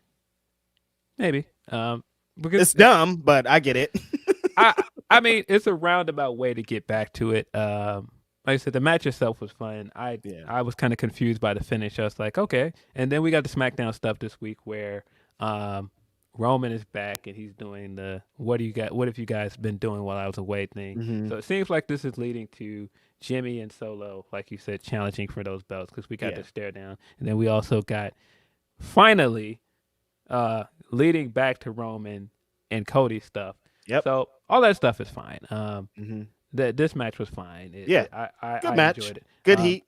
The talking point of all of this stuff of them winning, I feel like the press conference was better than anything Yeah, it was. in this match or the finish itself. Like that because was worth the win of them doing the press conference. That made it worth them winning the title because that press conference was hilarious. Mhm. Yes, yeah, I already see it in our chat. That spawned all of the Yeet stuff this weekend and this week, which of course every time you give wrestling these kind of things, they run it into the ground, especially WWE. But I thought that press conference was hilarious. Isn't there a rapper named Yeet too? Wasn't he on the Drake album? Yes. Yeah. I believe it's spelled different though, but yeah. This whole press conference of I don't know what they did before they walked in there. I don't know. I have an idea what they did. I don't know where they were at, but when they walked in there, no, everything about it is funny. When Jay walked in and his music was playing and he was walking around in circles and he was like, "Y'all not fucking with this remix? Y'all not fucking with this? It's just me, Oos." Hilarious, but I don't like that remix. That remix is trash. But yes, I definitely know what they might. Double. Yeah, I mean, hitting that is pretty hard. That visual of him doing that every time looks fire. I know what they was getting into. Didn't they take the greens off of the scheduled list or whatever? You can't get fined anymore if you get. Look, just say it out loud. They was getting high in the back there, wasn't that? Come on, that's what it looked like to me. As somebody who getting high, it looks like they came in as two people getting high. But I don't think Cody be getting high though, so I think they probably just had a couple of Steve Weisers maybe back there. I don't know. Maybe, but no, these guys were lit when they went in there. Jay was hilarious. Jay trailing off in the middle of answering questions was hilarious. At one point, he was answering a question and he was like, I'm just proud of him. And I was just like, hey. And then he just started barking at the microphone. He was like, where you going? Wait a minute, Jay. Jay is that guy. Like, you understand why he's in the position that he's in. Like when you see him in situations like this, like just like naturally charismatic and just engaging, like all the things you would want out of a wrestler like them. And he's just having a good time. I think it looks like. Yeah, there was that. There was him getting into the end of his question and going, "You feel me? You feel me?" And then Cody just leans into his mic and goes, "Do you feel him, sir?" Great press conference. This is the thing that's great about wrestling because unpredictable things like this that are not organic. You couldn't have planned that. It wouldn't have been the same. Everything was funny. Jay constantly doing things to break Cody in the midst of this was hilarious. Cody seemed like he's having the time of his life. No, this was very, very funny. Yeah. Some of the other stuff from the press conference that I was just sitting there like, all right, where are we going, man? What is this? Like what? I don't know, man. Nothing. Nothing. What you mean? Like what you mean though? Nothing. It just was a lot of stuff from that press conference that I was sitting there like what, Phil? What specifically? No, it was more than one thing because it was just like some of these questions. I was just like, bro, huh? And the responses to the questions, every time they do a press conference now, Triple H comes out and he like reads off his whole spiel off that paper of like all of the accolades for the night and all these things. And I'm just sitting there just like, and that was the thing that just like took me completely out of it. Like right after we got this funny Cody and Jay stuff, we cut to Triple H, and I was just sitting there listening to him read this stuff. I was like, nah, bring Cody and Jay back. Yeah, bring them back. Let them do the whole press conference. I'm good on this, man. Like, yeah, it was definitely a very interesting press conference. It went off the rails. Of course, the big talking point for a lot of people was the Taylor Swift question, and I was just like, I guess I just kind of shrugged at it, like, what is this, man? Like, but Now, honestly, though, you guys, a lot of people just don't understand how these press conferences work. People are like, oh, they want to lose. They don't want to lose their spots. Like, no, that's not anything of what this is. It's a pro wrestling press conference. Like, most of what they want out of this is you to be like, how did you feel in that match? You won the championships. What's next? Like, it's like they're trying to have you as a part of their storylines, which some people kind of don't like, and I understand that aspect. But at the end of the day, we're talking about wrestling storylines. I don't know, like this is all I'll say about the Taylor Swift question. You know, I don't know where that came from. Like that, beyond everything that I said, Taylor Swift, I don't know, man. I guess she's on football now. Like this is all I'll say about it. And again, I don't want to turn this into jumping on anybody or the questions they choose to answer. I mean, choose to ask rather. I think if the women's champion is in front of me, I think I would have had a different question for her because I feel like as champion, like there's more you could ask. Did anybody ask about Kyrie? This is Io Sky. This is a woman that has like conquered the world in Japan. This is a woman that's come over here and was incredibly over in front of that crowd, incredibly over in front of the Backlash crowd. And you're having matches with Asuka. These are first time one-on-one matchups. You're having big matches with her and Charlotte. I think my question when it came to women's wrestling would have been different. And I feel like I feel like you kind of can't have two things where it's like on one level, you hear on the internet all the time, take women's wrestling seriously. We want more of women's wrestling. But that's the question you have for a women's wrestler. Like that was the part about it that I was just kind of shrugging at, like, why are we doing this? Because if this is not EO and this was a man sitting up there, are you going to sit there and ask Roman Reigns about Taylor Swift as the world champion of this company? No. So I feel like give EO some serious questions. Don't give her joke questions, bro. Like, don't give her softball questions that have nothing to do with her reign as champion or anything she's doing. Like, I mean, but didn't like that same person won't say you want to rub down John Cena or something? Like somebody was on some wild time out there, I think. Is where we're landing with this. Yeah, it was a very interesting press conference. Yeah, as you know, Steve Fall is who we're talking about. Of course, I'm not. There's no subliminals here. I've seen Steve in person. He seems like an all right guy. I don't know the guy. I've seen him in person. I've done his podcast. But I just think that, like I said, the question for me is not so much of don't take this stuff too seriously, blah blah blah. But like I said, this is the women's champion. Like you don't have any questions about her run as champion. You don't have any questions for her as a wrestler. I that's just not how I would have handled it. But teach their own.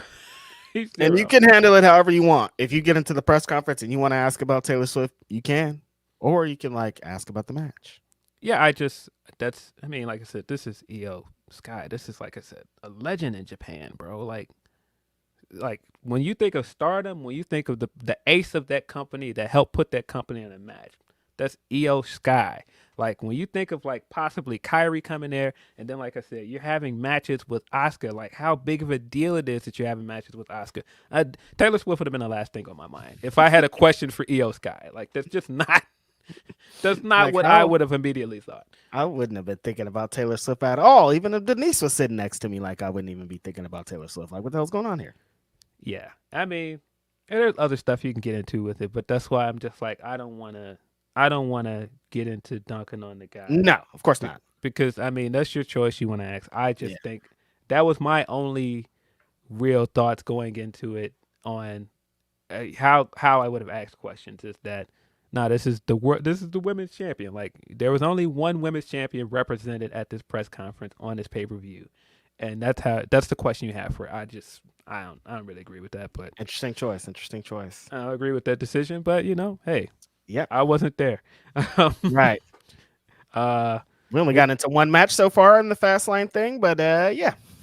I also thought, by the way, that it was very egregious, and I tweeted this at the time that McAfee comes out there and he's like, "Yeah, WrestleMania in Indianapolis." No. Here you go. No. Right. No. Okay. If Indianapolis gets a WrestleMania in the next few years before this city, I will revolt. No. Here he No. go again. He coming out for Chicago again. What was the last Chicago WrestleMania? 23? Was that 23? 22. No. 22. Yeah, I think it was 22. 22. So that was like almost 20 years ago. Like Yeah, 17 years ago. It's been a while. Get us a pay-per-view here. Get us a WrestleMania here, man. Okay. I don't know. Indianapolis. So I saw somebody say, well, you could just drive to Indianapolis. Nobody just drives to Indianapolis for a good time, buddy. People that go to Indianapolis from Chicago want either cigarettes or fireworks. Nobody drives there to just be in Indianapolis, man. Okay, how far is the drive? It's not that far. Like it's like See? right there.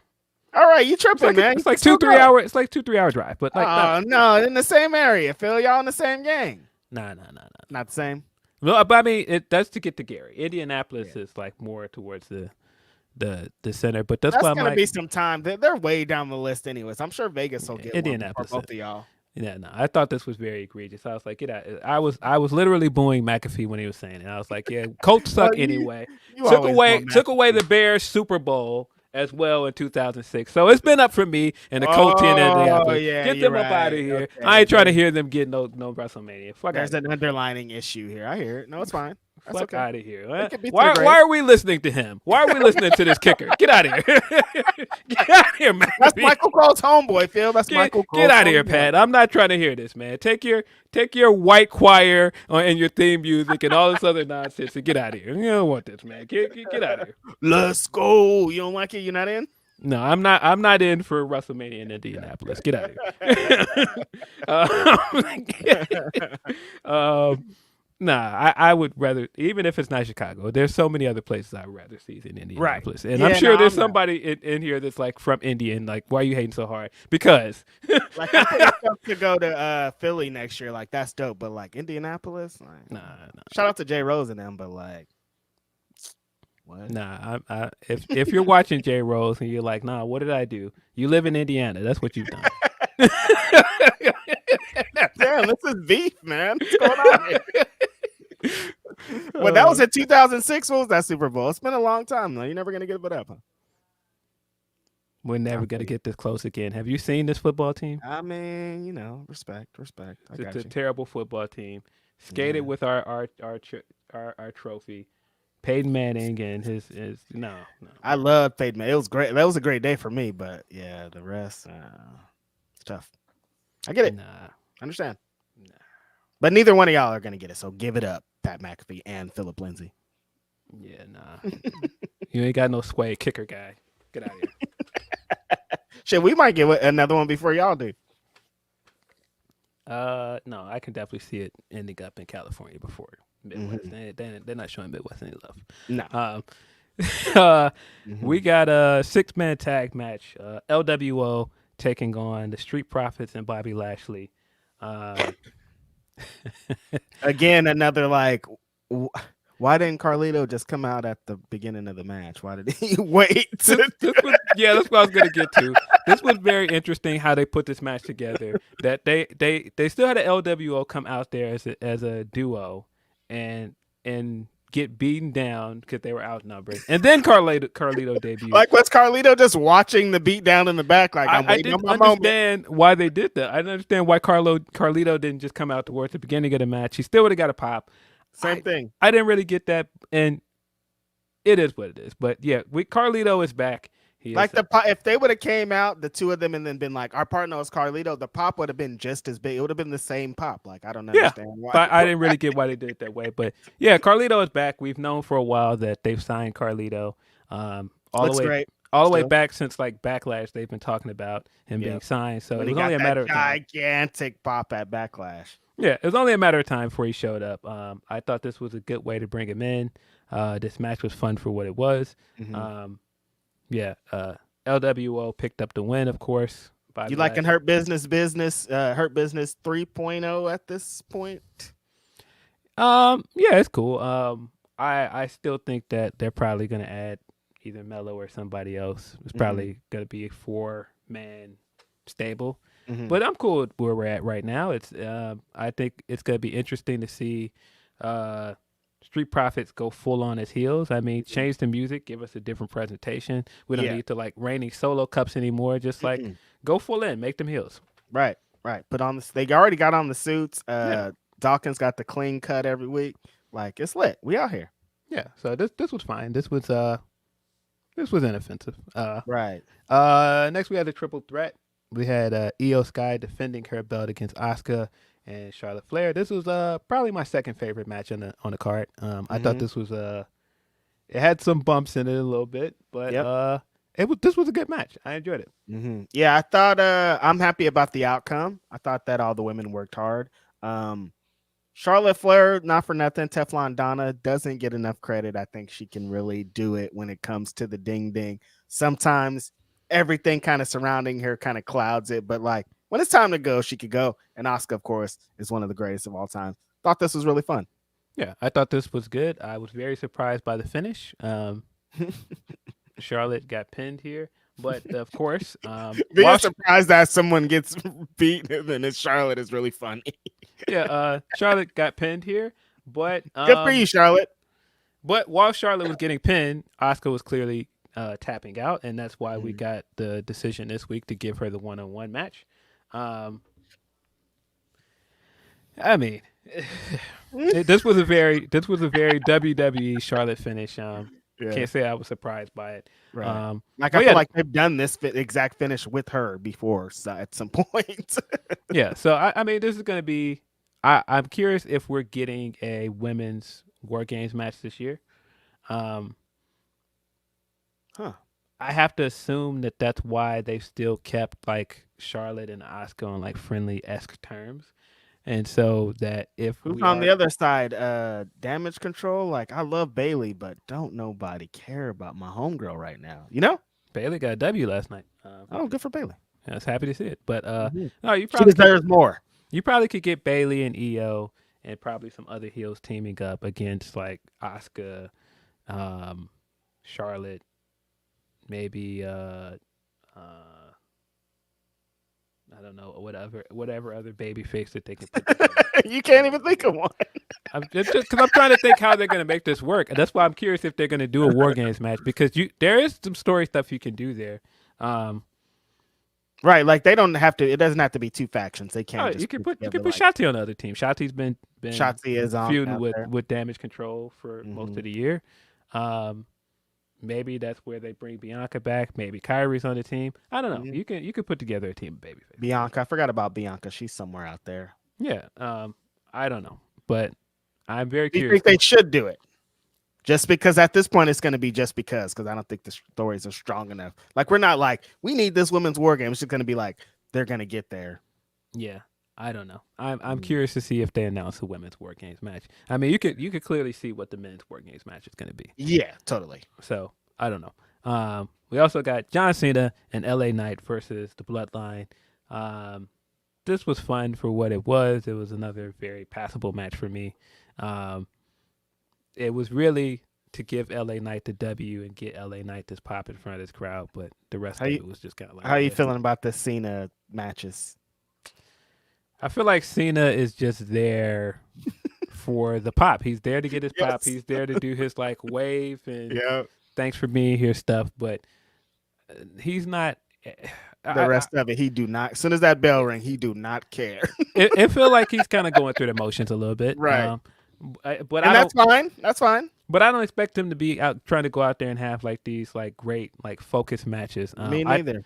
I thought it was a very, very ballsy question. Someone asked him about the Rock stuff during the press conference. Someone asked him, how do you feel now as somebody that's gone away as an actor, and what you said to the Rock during your feud, and he answered it the best way that he could. Cena was also very funny during this press conference because he was kind of like, okay, that's the question, and he was just kind of like. He was kind of like because he's been in real of these, I don't know. He was kind of orchestrating this thing. He was kind of like, "Oh, the next question, like move on." It was funny to watch. And I love them being like, "If the writer's strike ends, are you out of here?" And he's like, "Yeah." What do you mean? Like, why are you asking me? Straight up, he just didn't even miss words. Nope. See you later, guys.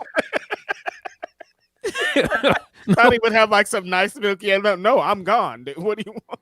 I gotta go to work. Yeah. No. Cena's hilarious.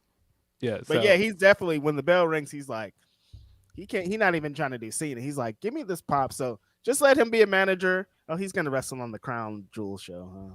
Yeah, he's probably gonna wrestle. 1000%, yeah. I mean, it is what it is. Cena's That there. payday, he might give it up with that payday though.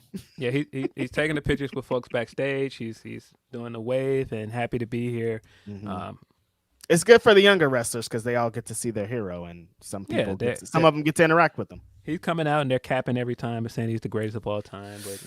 But in WWE, if we're talking about just WWE, I agree. I talked about it on the show with Denise this week, so I agree. If we're talking about just WWE, I agree. I don't want to derail this show. We can get into it if you want. I don't want to derail this. We're talking just WWE superstars. Cena's number one to me. To me, I don't know. Part of I don't really agree, but it's Cena. But I know the place that Cena holds for people. But as you also know, as somebody that said many times on this podcast, was not a big Cena guy. Yeah, of course, I get it. Yeah, I get it. And then we're not talking about like best wrestlers, of course. We're talking about like WWE superstars. Cena. Nobody has done it. The parallels are the finest. Drake and Cena. Nobody has done it on top for that long. Drake has been on top for a really long time, and no other rapper had a run for that long. This run is his for all the dogs. Is that what you're saying? Yes, 1,000%. Somebody's out there like he's cooking. I don't know what y'all talking about. I watched that match again. Now this is him giving us his BBL love in those records. That's what this is. That's exactly what it is. The parallels are exactly the same. Drake and John Cena. I don't want to say that Drake's the number one of all time. That sounds crazy, but I mean the men lie, women lie. Numbers do not. He has been on top for longer than anybody. A lot of rapper has been on top. We saw DMX go through a crazy run. Run DMC, Fat Boys. You could go through them list. Couple years, 1, 2, 3, 5 years. Drake has been on top for like 15 straight of them things. Yeah. So you're saying that this is Cena trying to tell us how much he just wanted to enjoy his Bahamas trip and homegirl ruined it? Listen. Haley ruined his Bahamas trip. We all heard broken promises. Sick her apologies. Nikki Bella. I don't want no smoke with any Bella fans. Nikki Bella did not ruin his Bahamas trip. I don't know what Reg is talking about. No, he ruined her Bahamas trip, if anything. Oh, he based off of Total Bellas, I could totally see him ruining his Bahamas trip with all his rules and with all of his weird stuff. I know that was a bit, or was it? That shit was hilarious though. When he'd have Bryan Danielson like taking out the trash and shit, I was like, y'all are wilding. This is hilarious.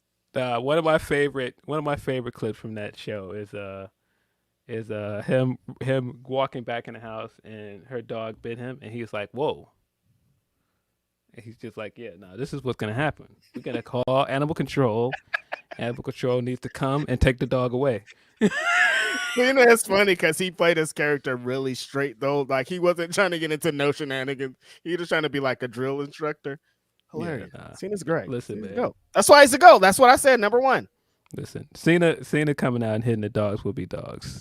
That was hilarious, man. He would too. That's the funny part. Shout out to Cena, number one of all time.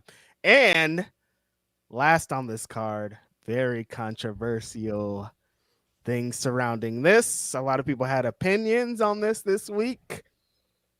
The World Heavyweight Champion, Seth Rollins, took on Shinsuke Nakamura in a last man standing match. Phil, you liked it? I thought this was a fun match, man. I thought that this was probably Nakamura's best main roster match. Okay. And I'm a big fan of the AJ Styles last man standing match from Money in the Bank. I believe that was 2018, 2017. No, sorry, 2018. I didn't really understand why people hated this match so much. I got that some people wanted Nakamura to win, but Nakamura, I feel like they missed their chance for Nakamura to be champion. That I don't know why do people want Nakamura to win so bad?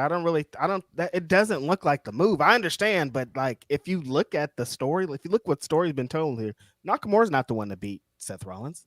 I don't think that he's the one to beat Shinsuke either. I don't think he's the one to beat Seth either. But I understand why people would want to see him as champion because he took 2 losses that people didn't think he should have lost. He took that loss to Jinder Mahal, which is extremely egregious. Another story to tell, though, you know? Egregious loss to Jinder Definitely. Mahal. Then I think people wanted him to beat AJ at WrestleMania, and we got the the low blows for weeks and weeks and weeks. Oh, after so they're that. trying to like rectify. They're trying to like give him the Yes. moment he deserves, which I understand. Yeah, and I think that this is the most I've enjoyed Nakamura as a character as well. I think his heel work is really good. Yeah. I think he's this feud, if anything, with Rollins has done a lot for him. So I could see people going like, well, the thing to do after this is to give him the W. That's the way to reinforce this heel character and do more with him going forward.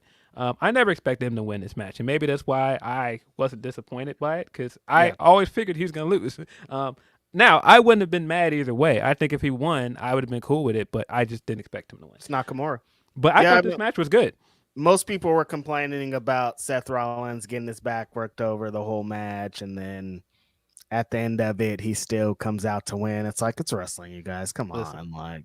Like, he should have been selling. How did he blah, blah, like, all right, come on. This isn't New Japan, Wrestle Kingdom, Okada, and Kenny Omega. Like, we ain't doing that. Well, I mean, he's currently doing the babyface stuff, and so this is how WWE books their baby faces. Right. I was not shocked. He's had a match like this against Brock. He came into that match with a rib injury, took all of these crazy bumps in that match, and then at the end of it, he pinned Brock Lesnar and won the title back at SummerSlam. So this reminded me of that match in a lot of ways, and it reminded me of that match in a lot of good ways. I can understand people that are not here for the WWE style matches, why you wouldn't have liked it, but I enjoyed it. I thought it was good. I thought some of the big bumps in this match were cool. I thought Nakamura doing the miss and throwing him through the announce table was cool. I thought the nunchuck spot was fire.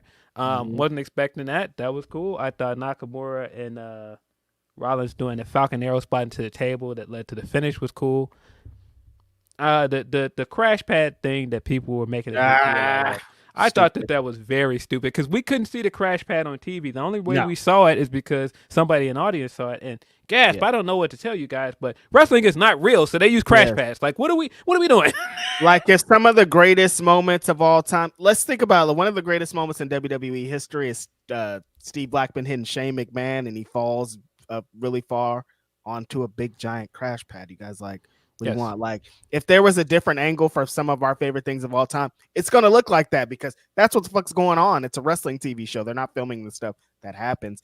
That happens all the time. That wasn't a rare thing that WWE does to fuck with people. Like, that's how wrestling works. Yeah, I thought the way they filmed it and he got thrown over out of the audience onto the other side, out of the bleachers, and then he rolled down and he was selling his back. I thought it looked good the way they filmed it. We would have never known about him bouncing off that crash pad if people didn't put it online. And guess what? I don't care. I just don't care. It's wrestling. What's the other side of this? There's no crash pad. And he splats on the damn concrete. I don't want to see that. No, we're not going to see that. Like, it just.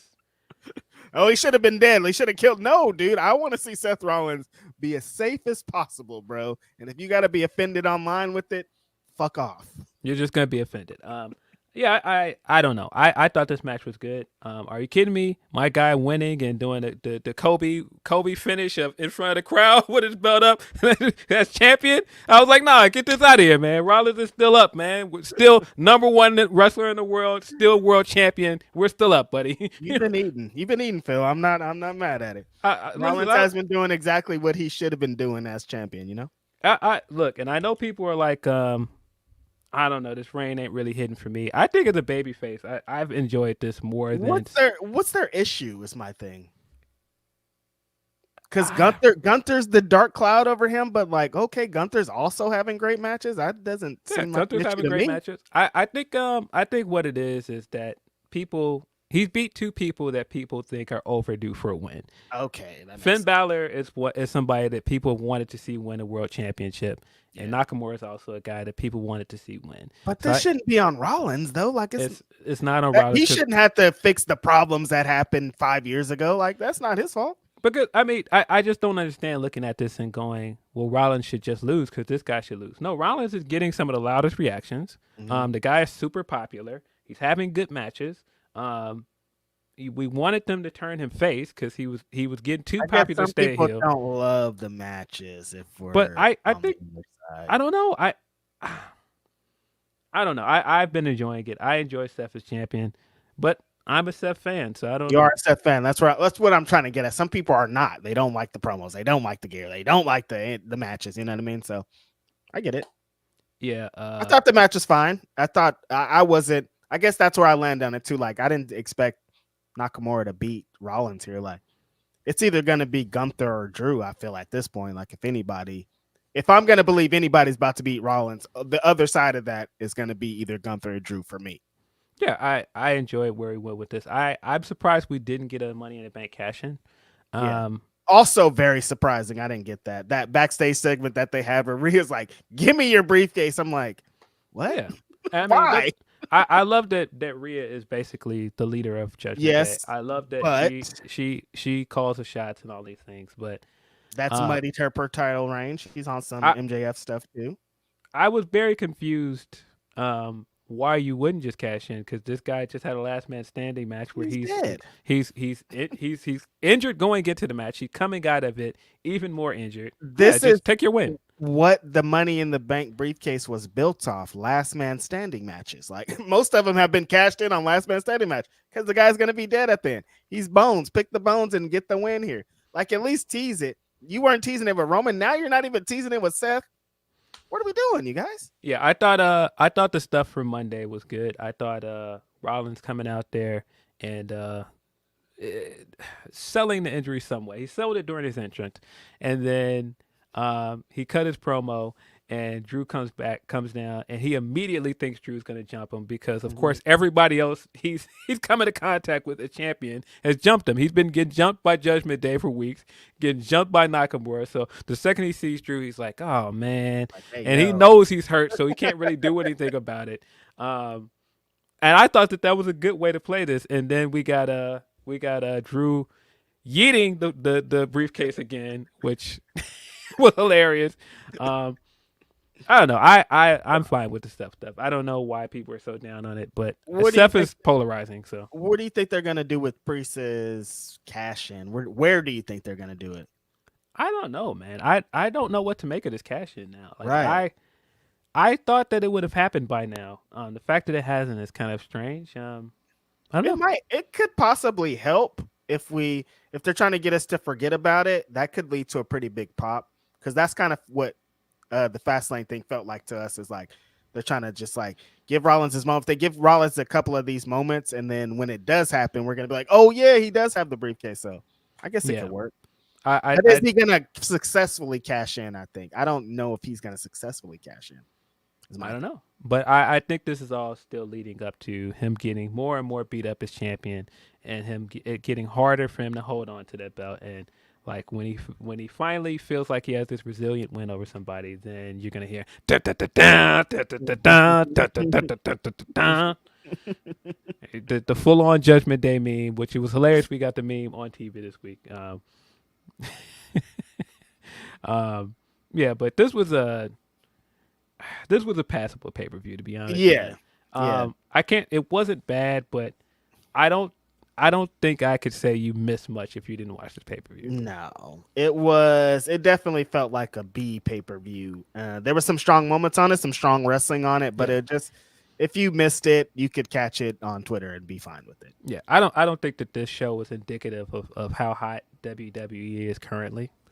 I think the one thing is it did still feel like Triple H's vision, though. You know, like it being shorter and how all the stories played out and everything. It just was like, okay, I guess like moving forward, it was just like this pay-per-view is here. We got another one coming up type of thing, Yeah, it was cool for what it was, but meh. Meh. Like I said, it was fine. I enjoyed the main event. I enjoyed the triple threat. I even enjoyed the tag titles match, but it was mostly passable. Yep. We've got the big kind of main event to talk about. The Tuesday Night War stuff and some stuff with SmackDown. But before we hop into that, I think we got a word from our sponsor. Yeah. fitbod.me/ppv. You want to check this out. This is going to take your workouts to a new level. Daily workouts, goal and experience settings, muscle recovery, the ability to connect to all your devices. They have timed intervals, circuits and supersets, equipment selection. This stuff has helped me out a lot as I'm trying to get in the best shape of my life. And the thing I like about it, when I travel, it is so useful. So maybe you have weights one day, you have bands the next, and maybe the next day you don't have any equipment. You can only do body weight exercises. Fitbod is going to cater your workout to that, and it's going to cater your workouts based on how fresh your muscles are. You can ask a trainer, you can use video demonstrations and exercise instructions. If you don't know what you're doing, you need to stop guessing and start working. And at fitbod.me/ppv, you can redeem your 25% off code, and you can download to try it now for free. Fitbod, that's fitbod.me/PPV.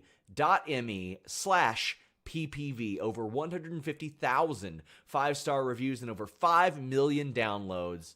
Fitbod.me/PPV. Yep. Wherever you are in your fitness journey, get the most out of it with Fitbod.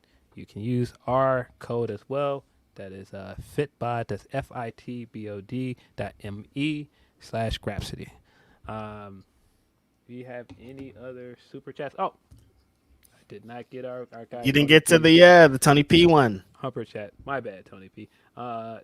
Tony P says, this leads me to my next thing, Phil. Not you going to like it. I feel Seth is starting to seem second, even third in importance to the Raw. It's clear Judgment Day is the most important thing to WWE as a whole when Roman is away. He really hasn't felt special as a champion for a bit, kind of like MJF, and it sucks because he is working his ass off. Okay, I'm done. Back to work. I do feel like he, in a lot of ways, feels third, but I think that it's not just because they're trying to build up another stable with Bloodline away, but it's very clear that they're trying to build them up as the big threat heading into War Games. Yeah. So I get it to a degree, but it's also that it still feels like the champion to beat is still Roman. I don't care how well Rollins does. I don't care what he does with this belt. Roman is still the champion to beat. Yeah. The SmackDown showed me, we talked about it before we got on the pod. SmackDown showed me the energy is just different when Roman's there. It's like, you guys need to harness this energy all the time, everywhere, and it'd be different. Like, they have been super hot, but it feels way different when he plays even just a little part of the show. Like, he just adds some different kind of importance, and I guess that's what they've been aiming for here for so long. But it's like, it does, like, when you look at Rollins, you're like, it ain't like that for him like it is for Roman, you know? Yeah, I mean, I get the purpose of having Rollins on and having another world title because Roman is not on TV as much, but right, it just still that's why he shouldn't have the fucking belt still. Yeah, it just still feels like if you're gonna have somebody that is like your television champion that has like all of the matches on TV and does the workhorse gimmick like Gunther does, why is he on the same show as Rollins? It just kind of these two things. Well, I guess because now you saying it out loud, it's like, well, they didn't want to run into that problem with Roman of like Gunther being the champion over here. That was already happening on SmackDown. I mean, if you don't, that's why they got his ass out of there. If you don't have a main champion on SmackDown, it made sense to keep Gunther on that show and be the working champion on that show. But I also understand that they've made a clear line of the guys that are going to compete for a world title, and you're supposed to believe that they can win, and the guys that are just going to be fodder for Roman. Right, yeah. And that's why you can tell what they see in Gunther, and that's why they moved him. That's why he's on Raw, because he does have a real chance of winning a world title. And, I mean, not to burst anybody's bubble, I think that is also why LA Knight is still on SmackDown, because I don't think that LA Knight had a chance of winning that belt. So you don't think that the LA Knight being super over, one of the most over guys in the company, is going to lead to him beating Roman? No, I don't think so either. Yeah, I don't think so either. I don't. We got a really good episode of SmackDown though. We got the season premiere of SmackDown, whatever that means for a show that is constantly going. Every time they say that, I'm like, this show's never off. Yeah, But I thought this was a good episode. It set up a lot of good things moving forward. It definitely feels like SmackDown is out of this lull period where it doesn't seem like much is happening. They did a lot of things I liked. They moved my big homie Kevin Owens over to the SmackDown brand. Yeah, we finally found out who SmackDown got in the trade for Jey Uso, and it's Kevin Owens. Kevin Owens will be moving back to SmackDown. That makes sense for a lot of reasons. I immediately chuckled because I was like, oh, he's back on SmackDown. Does that mean he's challenging Roman at Royal Rumble again? Oh, no. We can't. Third time's a charm. They have a history. Third time's a charm. But yeah, we also got the champions coming over, the tag champions coming over. We got the back and forth between Cena again with Roman, and that led to huge pop for LA Knight. This guy is over. We've already said that this guy is super massively over. It's very over. Came out and the crowd was just lingering, hanging on to everything the guy was saying. Bonkers. Banana. Yeah, so very clearly that's going to be Roman's next opponent. We also got the stare down between Charlotte and Jade Cargill backstage. Yep. Oh, what didn't you like about this little backstage segment they had with Charlotte here? Oh, it wasn't the backstage segment. It was Triple H coming out and Triple H did the usual, oh man, so baby, you really are getting booed like this. It isn't what I've heard that, it's piped in. Bro, you're backstage. You know it's not piped in. Like, what are you doing? But that guy's funny. So Funny guy. So he did that, and then he was like, I am promoting Adam Pearce. And I was like, whoa. This guy is bad at his job. Why are you promoting him? This guy is terrible at his job every step of the way. Why is he promoted? Promotion. This guy lets Bloodline and Roman do whatever they want. This guy was letting his co-worker get away with harassing Naomi. He screwed Bianca. Did not give Bianca. No, this guy's bad at his job. Bad at his job. Why he got a promotion. Why is this guy getting promoted? That was the thing that I had a problem with. I was like, nah, this guy shouldn't be getting promoted. I mean, life says, so bald white man. Of course, he's gonna get a promotion. So yeah, that is doing the bare minimum. You got it, bro. So that was, of course, the big news that Adam Pearce was promoted to Raw General Manager, which means Nick Aldis is the new SmackDown General Manager. Yeah, I thought this was a good move. Nick is apparently still doing agent work. That's what he was brought in to do. I think that it is a good move to bring him in as a on-screen character as well. Strong character. Yeah, and I feel like that's going to lead to him doing some wrestling at some point eventually. If it doesn't, that'd be crazy. Yeah, but yeah, I thought that this was a good move. I thought he came in and he looked good. He had a great zinger on Dom when he was like, hey, Dominic, huge fan of your dad. Yeah, I thought he came in and got right into it. He felt comfortable. Like, he could be on TV. Like, he can do all the things. And, like, if it doesn't end with him wrestling, I'd be very surprised. But, yeah, good move for him. I think he deserved it. I don't really – when they bring in, like, these guys like this and it feels like they start putting them in these roles besides wrestling when they still got a lot to go, I always kind of scratch my head on it. But this is going to work out for him, I think. Yeah, I thought that this was a good move. I thought all of the stuff that they set up was good. I thought the segment with Roman towards the beginning of the show was good. Roman looking around like, what is Jimmy doing when he came in and attacked Cena on his behalf? He was just like, I didn't tell you to do that, basically.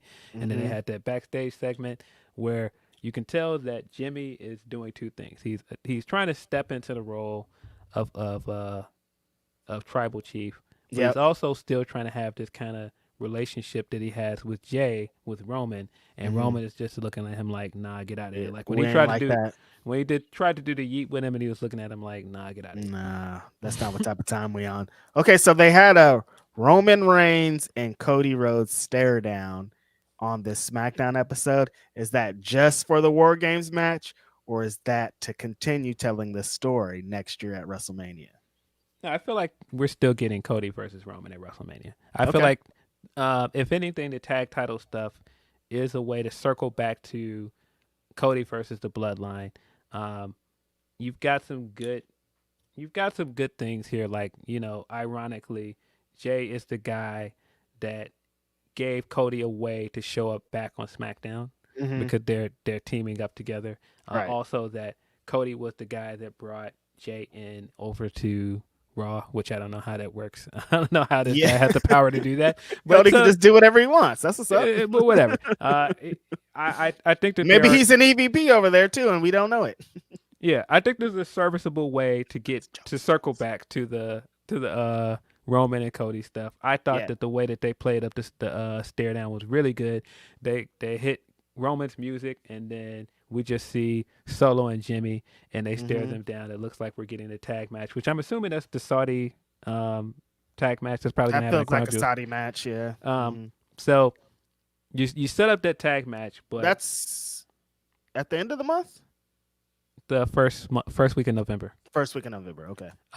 So yeah, you set up the tag match. And at first, when they hit Roman's music, I was like, "Oh, Roman's not there." And then Roman comes walking out after them, and we get to stare down between him and Cody, and they lingered on it. I thought they executed that very well. Yeah. I'm sure there's people somewhere like, "See, it worked out." No, Cody still should have won at WrestleMania. Yeah, please don't get to like that stare down. Let's see, we're back. No, he still should be world champion right now. Yeah. But I thought they did a good job of not only setting up LA Knight versus Roman. Yep. That's probably going to happen at Crown Jewel as well. They ended the night with Roman hitting the big spear on LA Knight. Like, good for LA Knight finally being in this position. People have been wanting him in this position of main event with Roman Reigns for a long time, and it looks like we're getting it. Yeah. They set up Cody and Jay versus Jimmy and Solo as well. They teased us with the Charlotte and Jade stuff. There's a lot of stuff to throw out there. What's Cena gonna do if they're getting LA Knight with Roman? Then I don't know. I don't know. Huh? But yeah, I know Cody wants the match, but Cody's gonna be in the tag match. Yeah, the other great thing last night we got the guys back. We got Pretty Deadly back. Pretty Deadly is back in the building. Eldon is still selling us on the shoulder injury he got, and he comes out there rolled out in a wheelchair, and they're like, he didn't think he could ever walk again, even though he had a shoulder injury, which was hilarious. Yes. Then he comes out, they win the match, and he, right after the match, runs right back up the ramp, hops back in a wheelchair. Hysterical. The whole thing was funny. Pretty Deadly is great. They got big fan of those guys. Yeah, they're great, man. You got to put. Look, I'm trying to see Pretty Deadly versus I guess they're also heels too, but Waller in Theory. Look, I'm Team Waller in Theory, and y'all could be mad at it, but yo, even though I'm fucking with the guys. even though they're doing an entrance very similar to the Guns. Maybe they're doing it better. Yeah, I think their entrance is very funny. I think watching Theory get ready to do his like shoulder thing, and he's getting ready to do the A-Town down, and then Waller's like over his shoulders, like, "Hey, I'm here too." Funny every time I see it. Waller is great, man. Like, I like him a lot.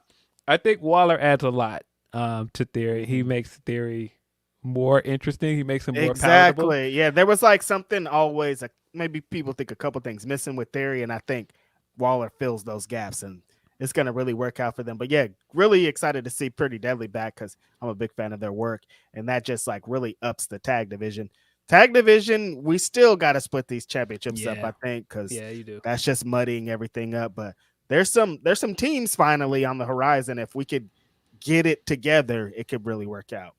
Yeah, the only thing I can say about keeping the belts together is it's given Cody a way to be on both brands now. Yeah.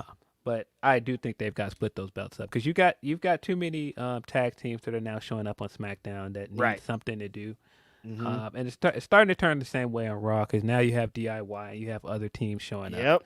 So you do, and we don't want brawling brutes and Pretty Deadly and all these teams to just linger over here while the belts are stuck in the main event scene too. You know what I mean? Like we got to give them some purpose. Yeah, because if you just look at SmackDown right now, you've got Pretty Deadly. Street Profits. You've got Brawling Brutes. Yep, that's another one. LWO, I guess they count in there as well. Yeah, so yeah, you've got tag teams that could be challenging for those belts, man. But yeah, I thought this was a great way to bring Pretty Deadly back. I thought this whole thing was very well executed, very funny. Yeah, pretty strong SmackDown though. I'm not mad about it. Really good episode of SmackDown. This is the most I've enjoyed SmackDown in a few weeks. Of course, we had that one with The Rock opening the show. And people felt like, "Damn, this is it. SmackDown is back." And I was like, "Yay!" Nah, right. yeah, they didn't capitalize. And even that episode, I was like, it's not really what Yeah. what SmackDown needs to be. This ain't it. But this episode last night felt like purpose for everybody. Their stories being told. Energy feels good. Like this was it. Yeah, I really enjoy SmackDown. SmackDown. We got a couple super chats we can get into before we move forward. Will Chisholm says, to be fair, EO Sky looked at dude like, you're not going to ask me about my match? Question mark. Yeah, I think that her response to it was great. Her saying, "What are you crazy?" Yeah, that was great. EO's great, man. She's great. Brent Lockman says, the crash pad. Why do wrestling fans want people to get hurt? It's weird. Yeah, I didn't really understand people making a big deal out of crash pad. Like the opposite is he lands on the ground. I think it would have been a big deal if the crash pad was visible during the match and it didn't look good, but that wasn't the case. Like I said, we wouldn't have seen the crash pad if somebody in the crowd didn't take that video. We're not supposed to know about the crash pad. It's movie magic. Yeah. Brent also says, house show shirt wearing Naito versus current Cena. Someone booked the battle of pure apathy. Yeah, Naito's been cooking though. He was cooking in the G1. He had some great matches. Had that great match with Ospreay towards the end of it. Had a great finals match. With Okada. Naito do it when it's time to do it. Now he knows when the bright lights come on. Cena waiting for them to get back to work. He's waiting for Peacemaker to come back. Straight up, I do like him. Back to the Rock thing. I do like him admitting like, no, I was wrong. Like, yeah, I was going a little extra hard. I didn't really understand the game, and now I understand the game because I'm over here getting big money. Yeah, I didn't understand the bag she was getting. I'm sorry. Yeah, sorry, bro. Like I seen them bags now, and I get it. No, man, I wasn't really familiar with your game like that. Now I see what it is. He was really mad back in the day. Now he like, no, you know what? Hollywood, always up to no good. That's the super chats for now. Appreciate y'all for submitting super chats and hyper chats and things. I don't think we have any more hyper chats. I'm gonna reload to make sure. But we're gonna hop into what everybody is probably waiting for us to talk about. Well, yep, we do have some. We have one, I think. Okay.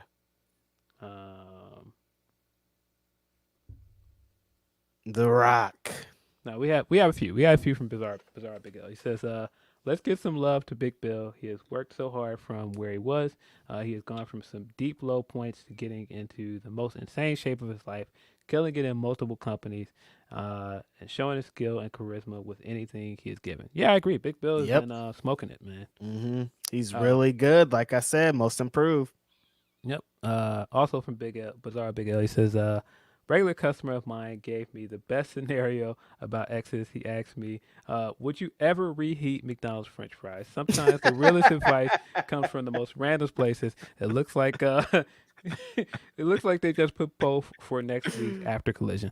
Yeah, man, look, sometimes you don't need to revisit, man. Sometimes you ain't got to go back home. Them fries hit hard at first, but then they get cold, and then like the microwave just ain't the same. But the air fryer might bring them back. See, there's the game has changed because there's things that the extracurriculars that could add on to it. See? Yeah. Speaking of McDonald's, I was missing out as somebody that has never had a McGriddle until 2023. I was missing out. McGriddles is fire, bro. 2023 was your first McGriddle ever? Never had it before, man. I was like, wait a minute, the syrup is like cooked into the cake. Nah, niggas like McGriddles for a reason, my guy. McGriddles is kind of fire, bro. I ain't never had it before. I was like, yo, this is right. What gave you the urge? You just walked by McDonald's and was like, you know what? I'm gonna go in there and try one out. Nah, like legitimately, the only thing I usually eat out of McDonald's is their breakfast, and so yeah, I've been up early enough to get breakfast a lot during the week, and so I was like, I've never had a McGriddle before. Let me just check this out. I was like, nah, this is kind of slamming. Slamming is always a really funny word. Now this is kind of slamming. I'm saying, man, it was all right. Shout out to McGriddles. Yeah, not that horrible tag team that they were trying to get us interested in at WWE. The sandwich. Yes, that reminds me of the joke my cousin said one time. He's I went to the Dollar Tree to get a George Foreman grill, and instead I got a Mike Tyson McGriddle. What?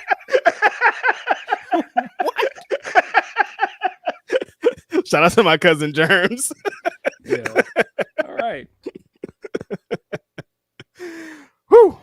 Appreciate that. Last one from Bizarre Big L. He says, "Remember, Red Chappelle showed us when keeping it real goes wrong. Sometimes that dude in the club is just a black belt looking to whoop somebody Straight up. and still taking appearances.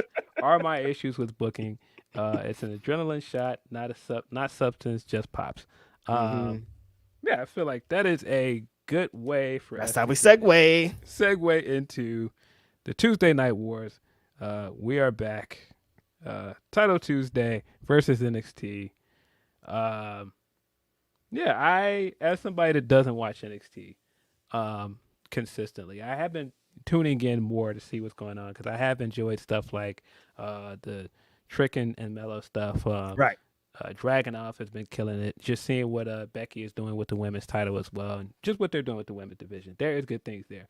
So as somebody that doesn't watch it, I can admit that NXT is hotter than it's been in a long time. Yes. I think that was the case coming into the week. This week, whether that be No Mercy and some of the other stuff, they clearly are getting their mojo back in NXT. Correct. What'd you think about the show? Did it?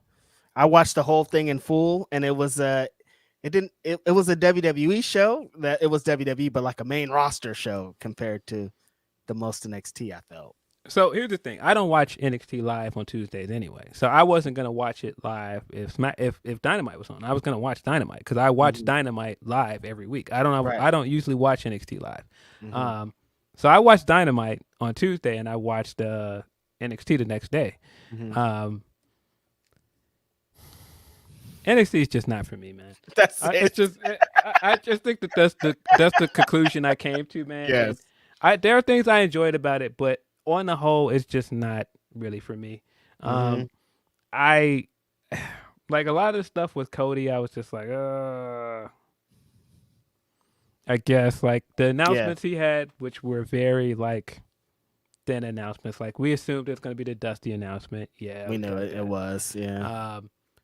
I mean, of course, we got Cody being Cody. That crowd loved him. I mean, if anything, the best thing about the show was the crowd. The crowd was into this entire show. There was a lot of excitement there. And that's the cool thing about all of this stuff that happened Tuesday is that you had people invested in wrestling. People were excited for both shows. But yeah, a lot of stuff just wasn't for me. I think it was cool. It was cool that Melo got his moment. I think the fact that he's got endorsements for so many main roster guys this year, whether it be Cody, Rollins, Cena, Taker, those are some pretty big names to be vouching for this guy. Yeah. And seeing him get his moment at the end of the night, I think that that's a big deal. Yeah.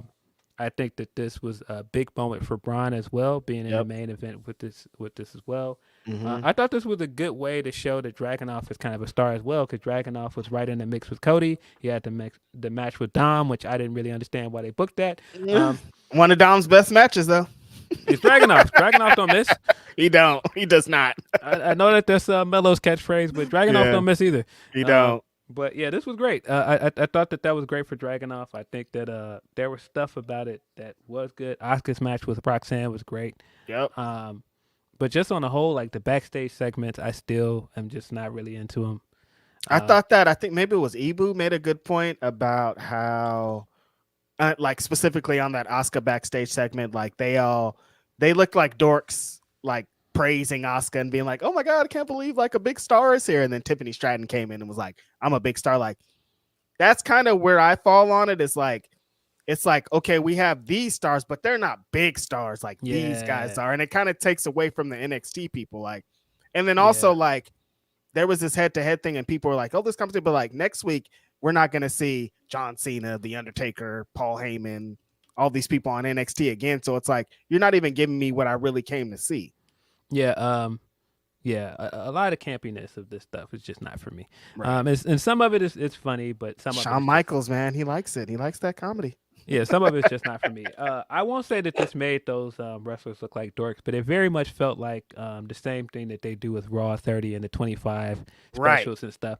Where, Yep. hey, let's bring this big star in, and Mhm. those are the big stars that people are here to see. They're not here Yeah. to see you. They're here to see these big stars. No. And I feel like it kind of does a disservice to some of those other wrestlers. Like Roxanne is a perfect example. Like Roxanne is great, but like you had people during that match booing and cheering for Asuka, and it's like, Yeah. yeah, but in the next few weeks, you're here to watch Roxanne. You're not here Exactly. to watch Asuka. Right. So Exactly. I get it. It served its purpose. They popped a big rating. They Mhm. got 900,000 people watching. A lot of almost a people million was views. watching that. Yeah. But a lot of this just was not for me. But I get that, NXT is definitely bubbling up again. It's definitely hotter than it's been in a long time. Mhm. And you gotta Yeah, give them their credit for that. I like the energy. I like that the last No Mercy show felt like a takeover. They're trying to. It's not like NXT in living color at all. Like they're like the wrestling is crazy. The world champion of NXT is fucking beast. He can have a great match with anybody in the world, and so I like what's going on moving forward. This show just was like, all right, I see what y'all are doing. Like, I understand, but I'm not trying to watch this.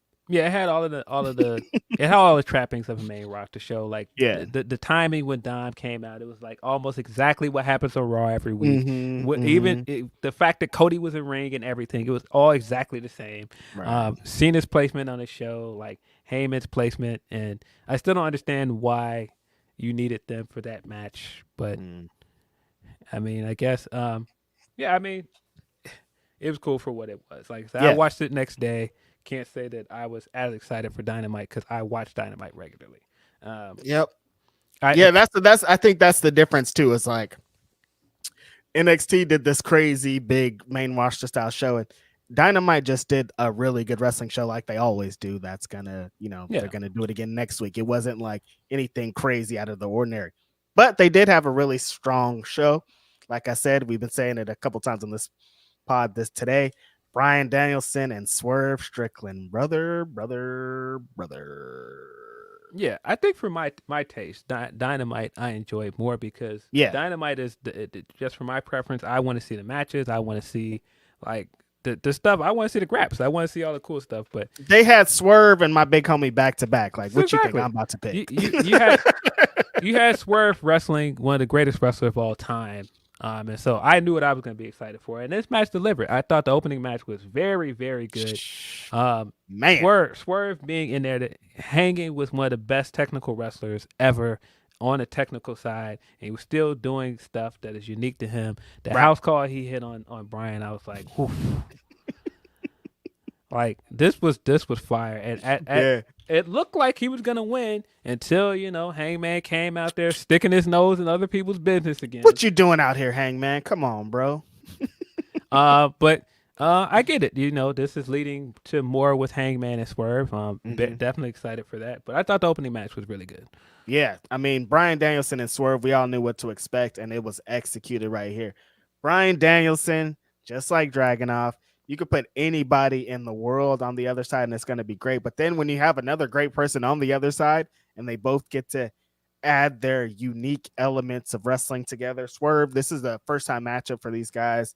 And the history of Pacific Northwest and everything they represent, and for them to execute on that. And we get to continue to see Bryan Danielson on this retirement run or whatever that's going on, leading to him beating Swerve and having a match tonight against Christian Cage for the TNT Championship is like fire. But yeah, they killed it, man. That's like if AEW is going to try to counter program or do whatever they did here, this is the way you do it. With wrestling, the first match you put on is two of the best wrestlers in the world, and you just let them cook. Yeah. No, you do. Not two Marks. My name is Phil. His name's Rich. Our names are not Marks. No, not a mark. No Marks. I mean, here. definitely a mark the same way that you're a mark because you're watching a wrestling podcast on Saturday morning. No Marks here. Mark Calloway was on NXT, but his name's Undertaker. No Marks here. But yeah, no, I thought this match was good.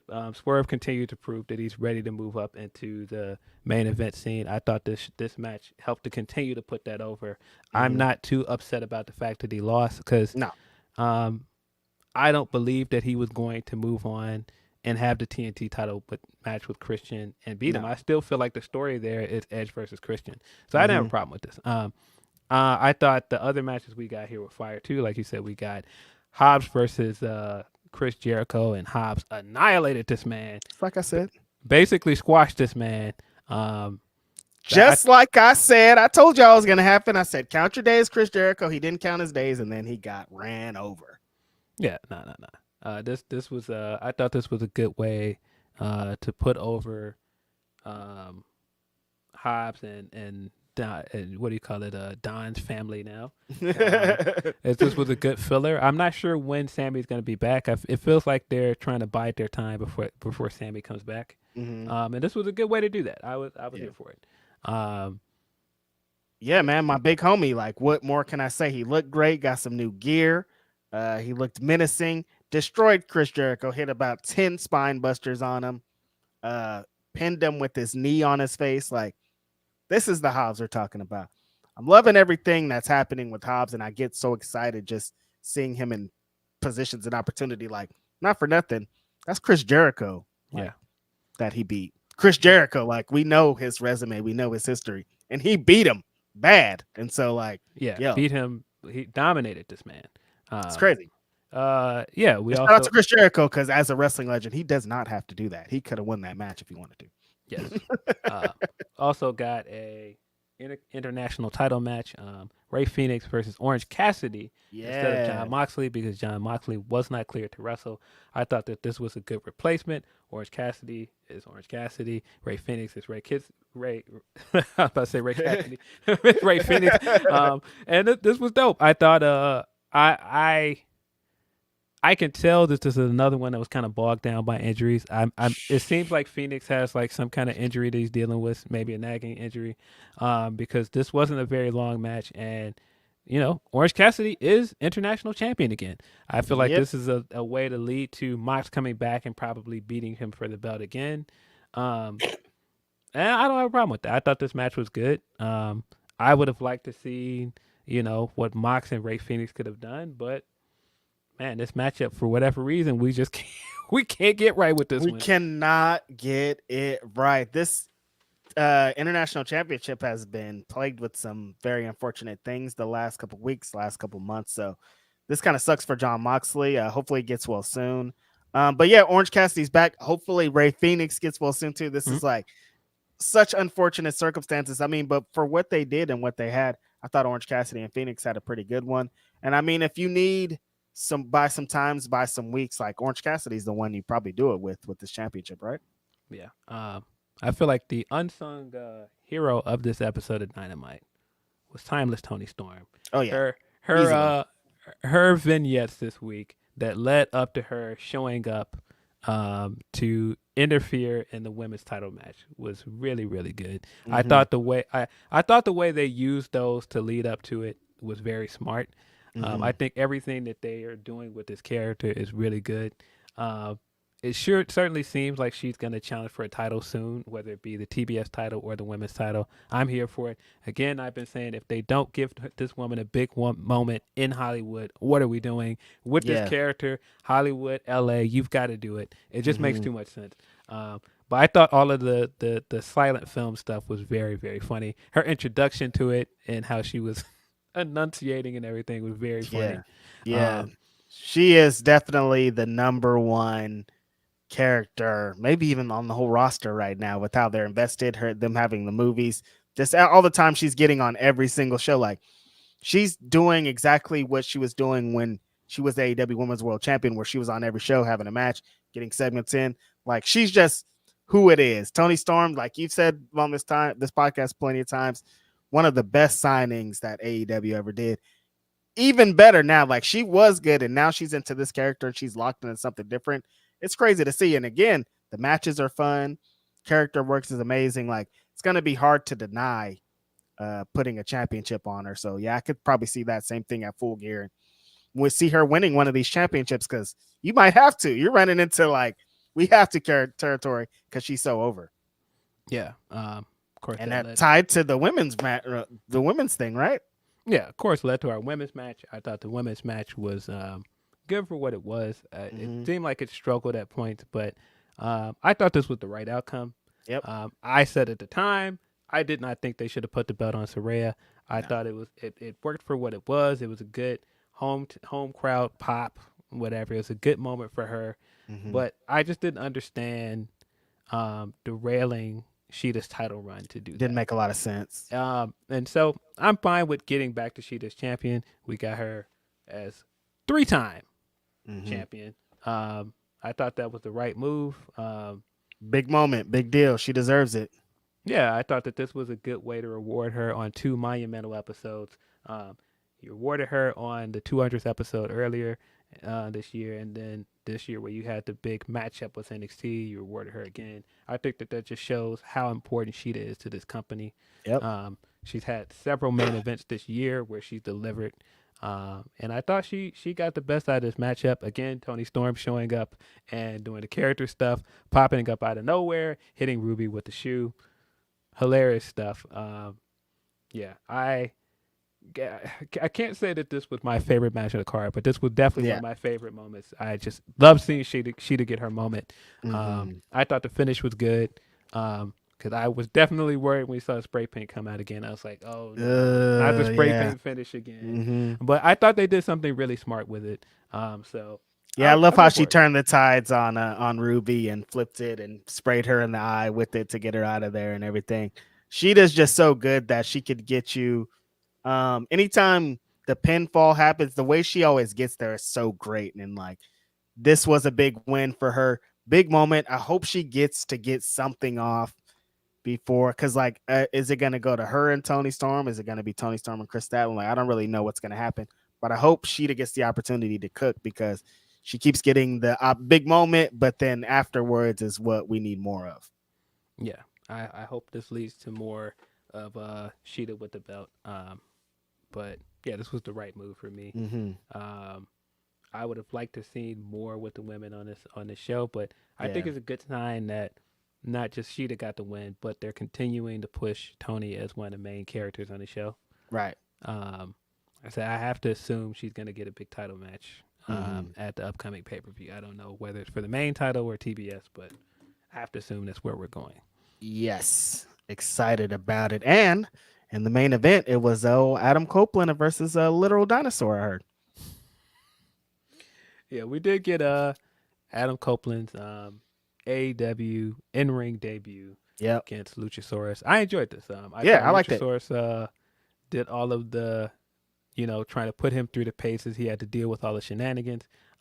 Really enjoying Nick Wayne as an annoying little shit heel. Yes. He is great. His facial expressions after he does things like what? It's hilarious every time. He's great.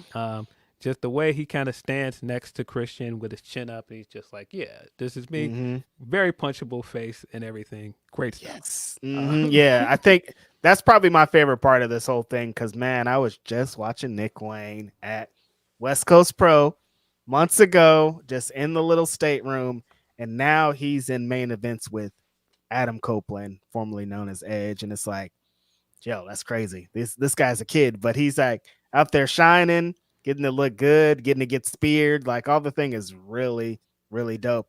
Edge looks good. Luchasaurus, I thought, led a bunch of the match, kind of, getting Adam Copeland back into what kind of the style of AEW is and into some different stuff. I thought they did exactly what they needed to do. Christian is that promo before him getting into Beth and all that. I'm like, this guy's a menace, big dog. This guy's a menace.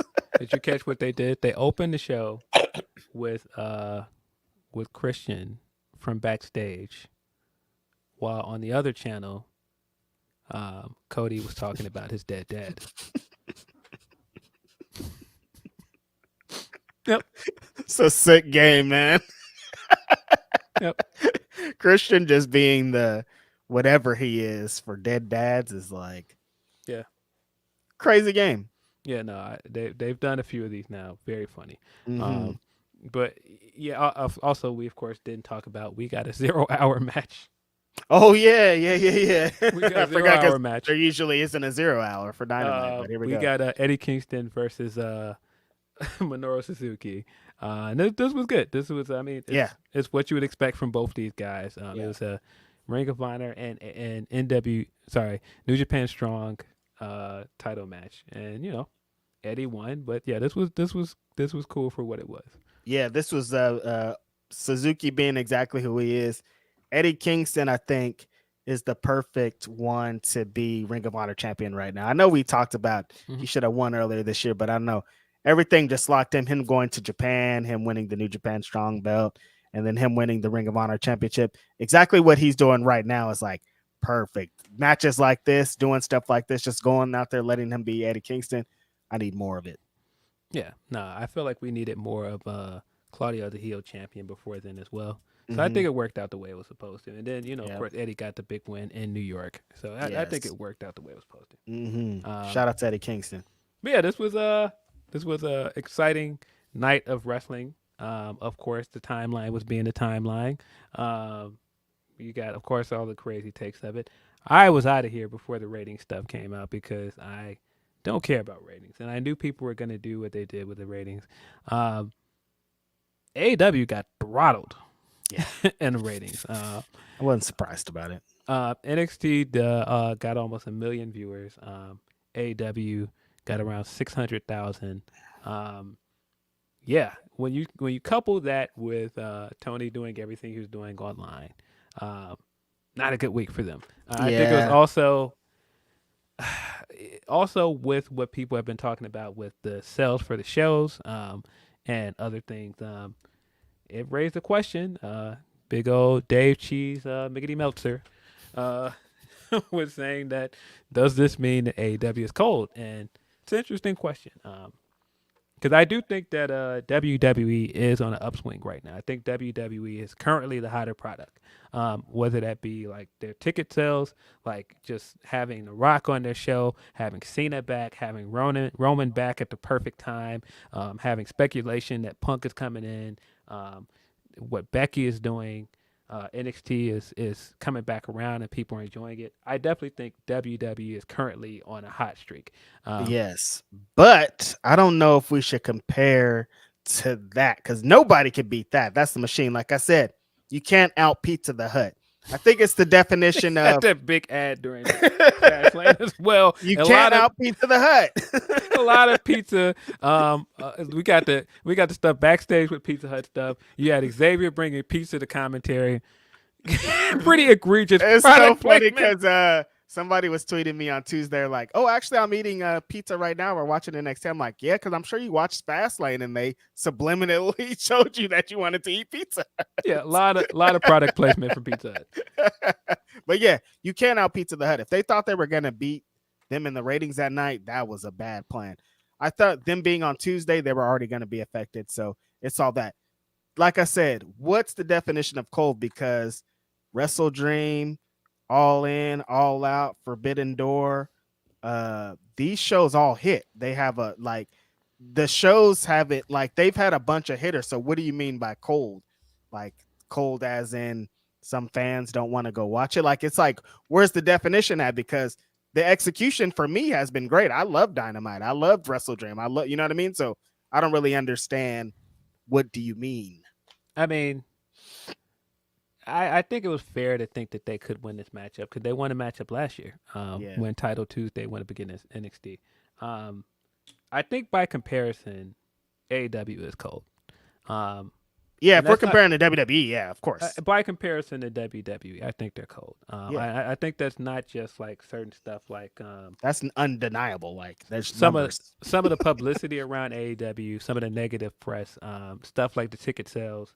I think like their weekly product isn't as consistent as it was. I think at one point Dynamite was undoubtedly the best wrestling show on television. And I feel like it's at least room to debate now. I mean, there was always room to debate, but for me, I feel like it was unquestionably the best show on TV. Like there is room for debate, but like for me, there is no debate, but I'm not everybody. Well, I just think that like right now, Dynamite is not clicking like it was before for me. And I think that shows with other things they're doing right now as well. I just think, I don't know, man. Like, and again, I'm not sitting here saying like, oh, it's doom and gloom time. because I mean Tony did post like, man, we're doing the best events. Like I thought that was one of his funniest tweets when he he stacked all of his pay-per-views in a row. I'm telling you, they hit. But I think in terms of quality of their last 4 pay-per-views, yeah, they've been on a streak of really good pay-per-views. But I think weekly television, there is room to criticize like their weekly television. That's right. I think for me, when Collision was hitting, Collision was a better show because Dynamite, it just wasn't hitting the same for me. And like right now, like Collision is good, but it doesn't feel like it has the same direction that it had. Like it kind of feels a little bit directionless. It doesn't have because the thing that it had going for it when Punk was there is there was a defined main character. Now, who is the main character on Collision? Bryan Danielson. It's different though.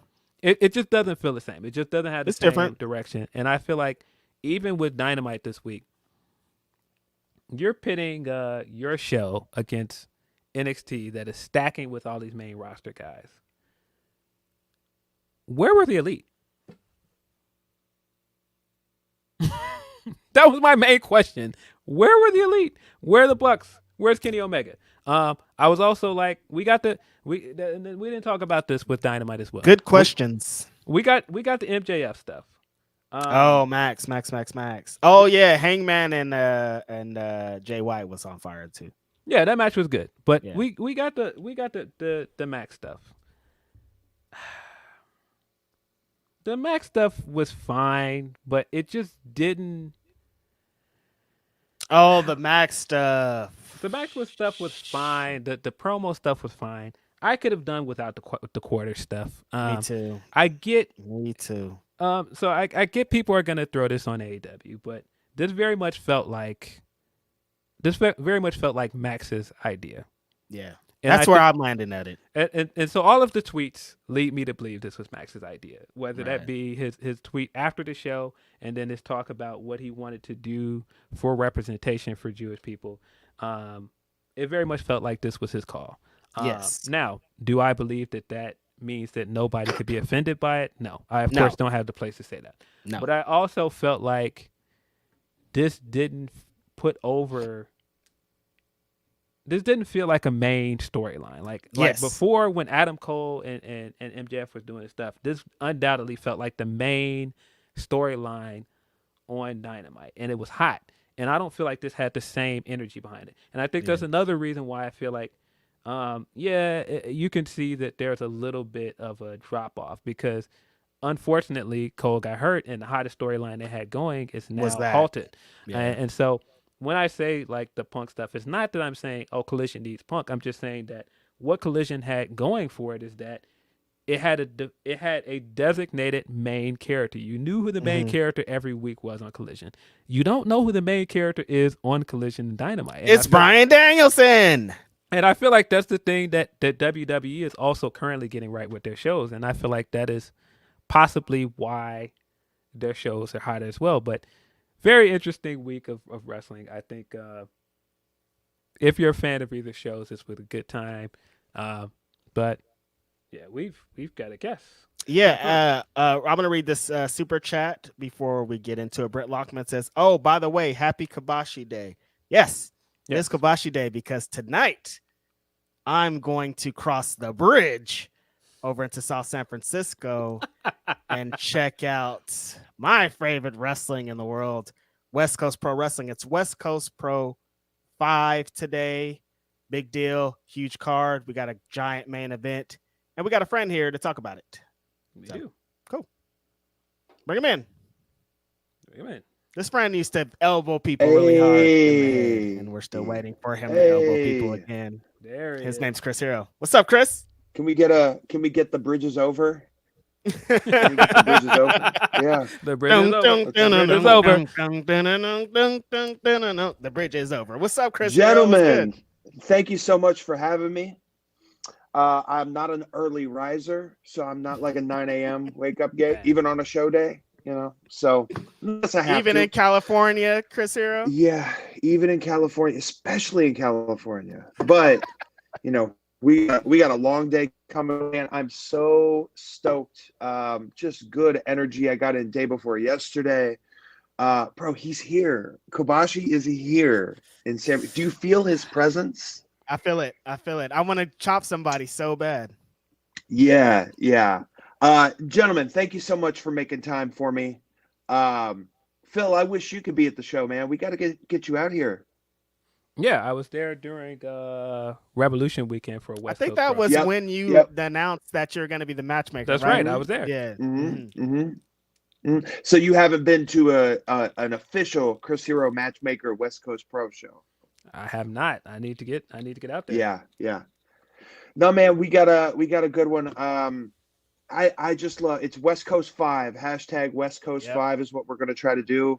Our hashtags on the day of the show always kind of get messed around a little bit. It's some of our show titles are too long.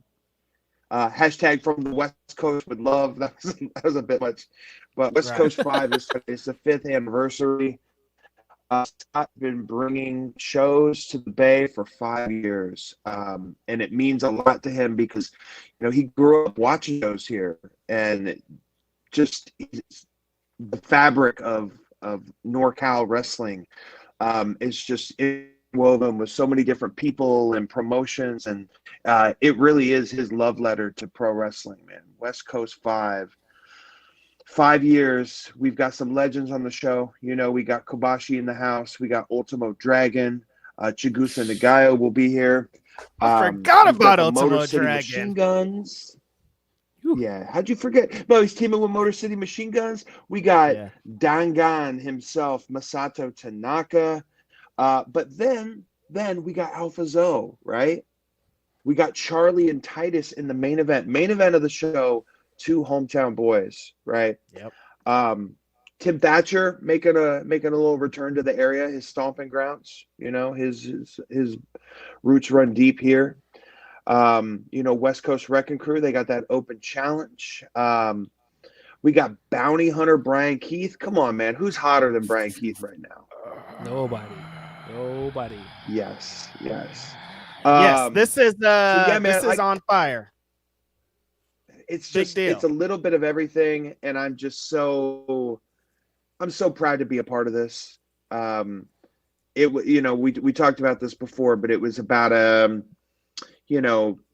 year and a half ago or whatever that I came up here just for a signing and a seminar. There was a show at the State Room, and I could just feel a little something was special. I watch a lot of wrestling. That's no knock on anybody else that's doing it right now, but I just felt there was something special here, and I'm really glad that I get to be a part of it, especially on such a big show, man. Reg, what are you looking forward to from the show?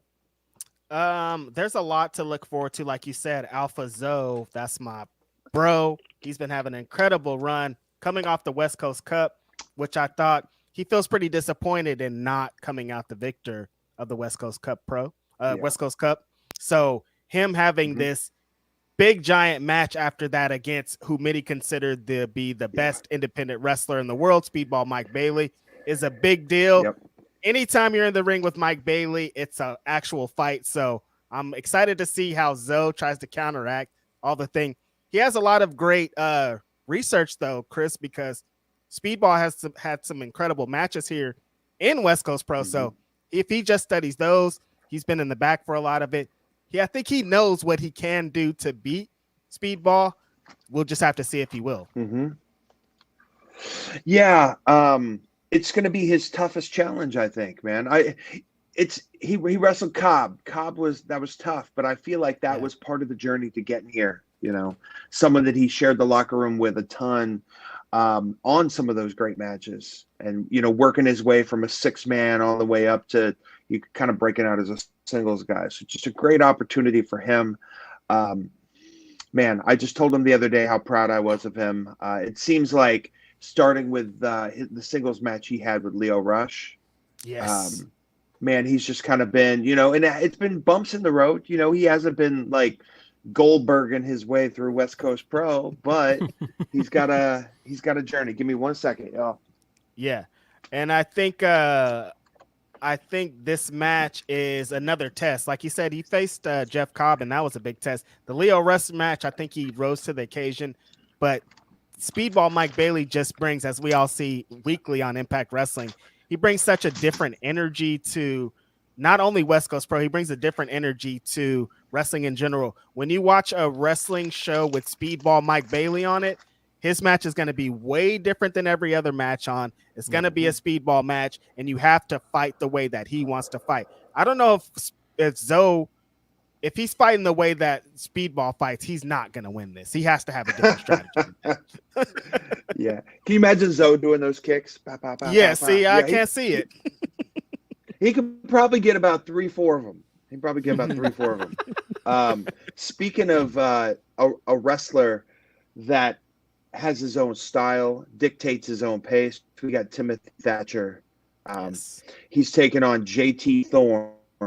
And the thing about JT, he is the first graduate of the West Coast Pro Dojo. You know, Vinny Massaro and West Coast Pro School here. And it's, you know, he's already been to Japan.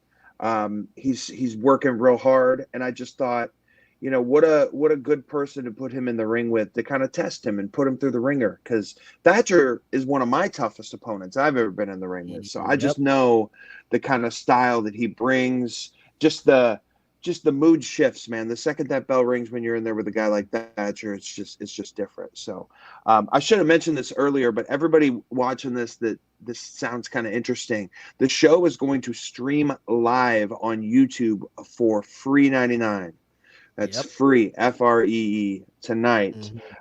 So I will tweet that link.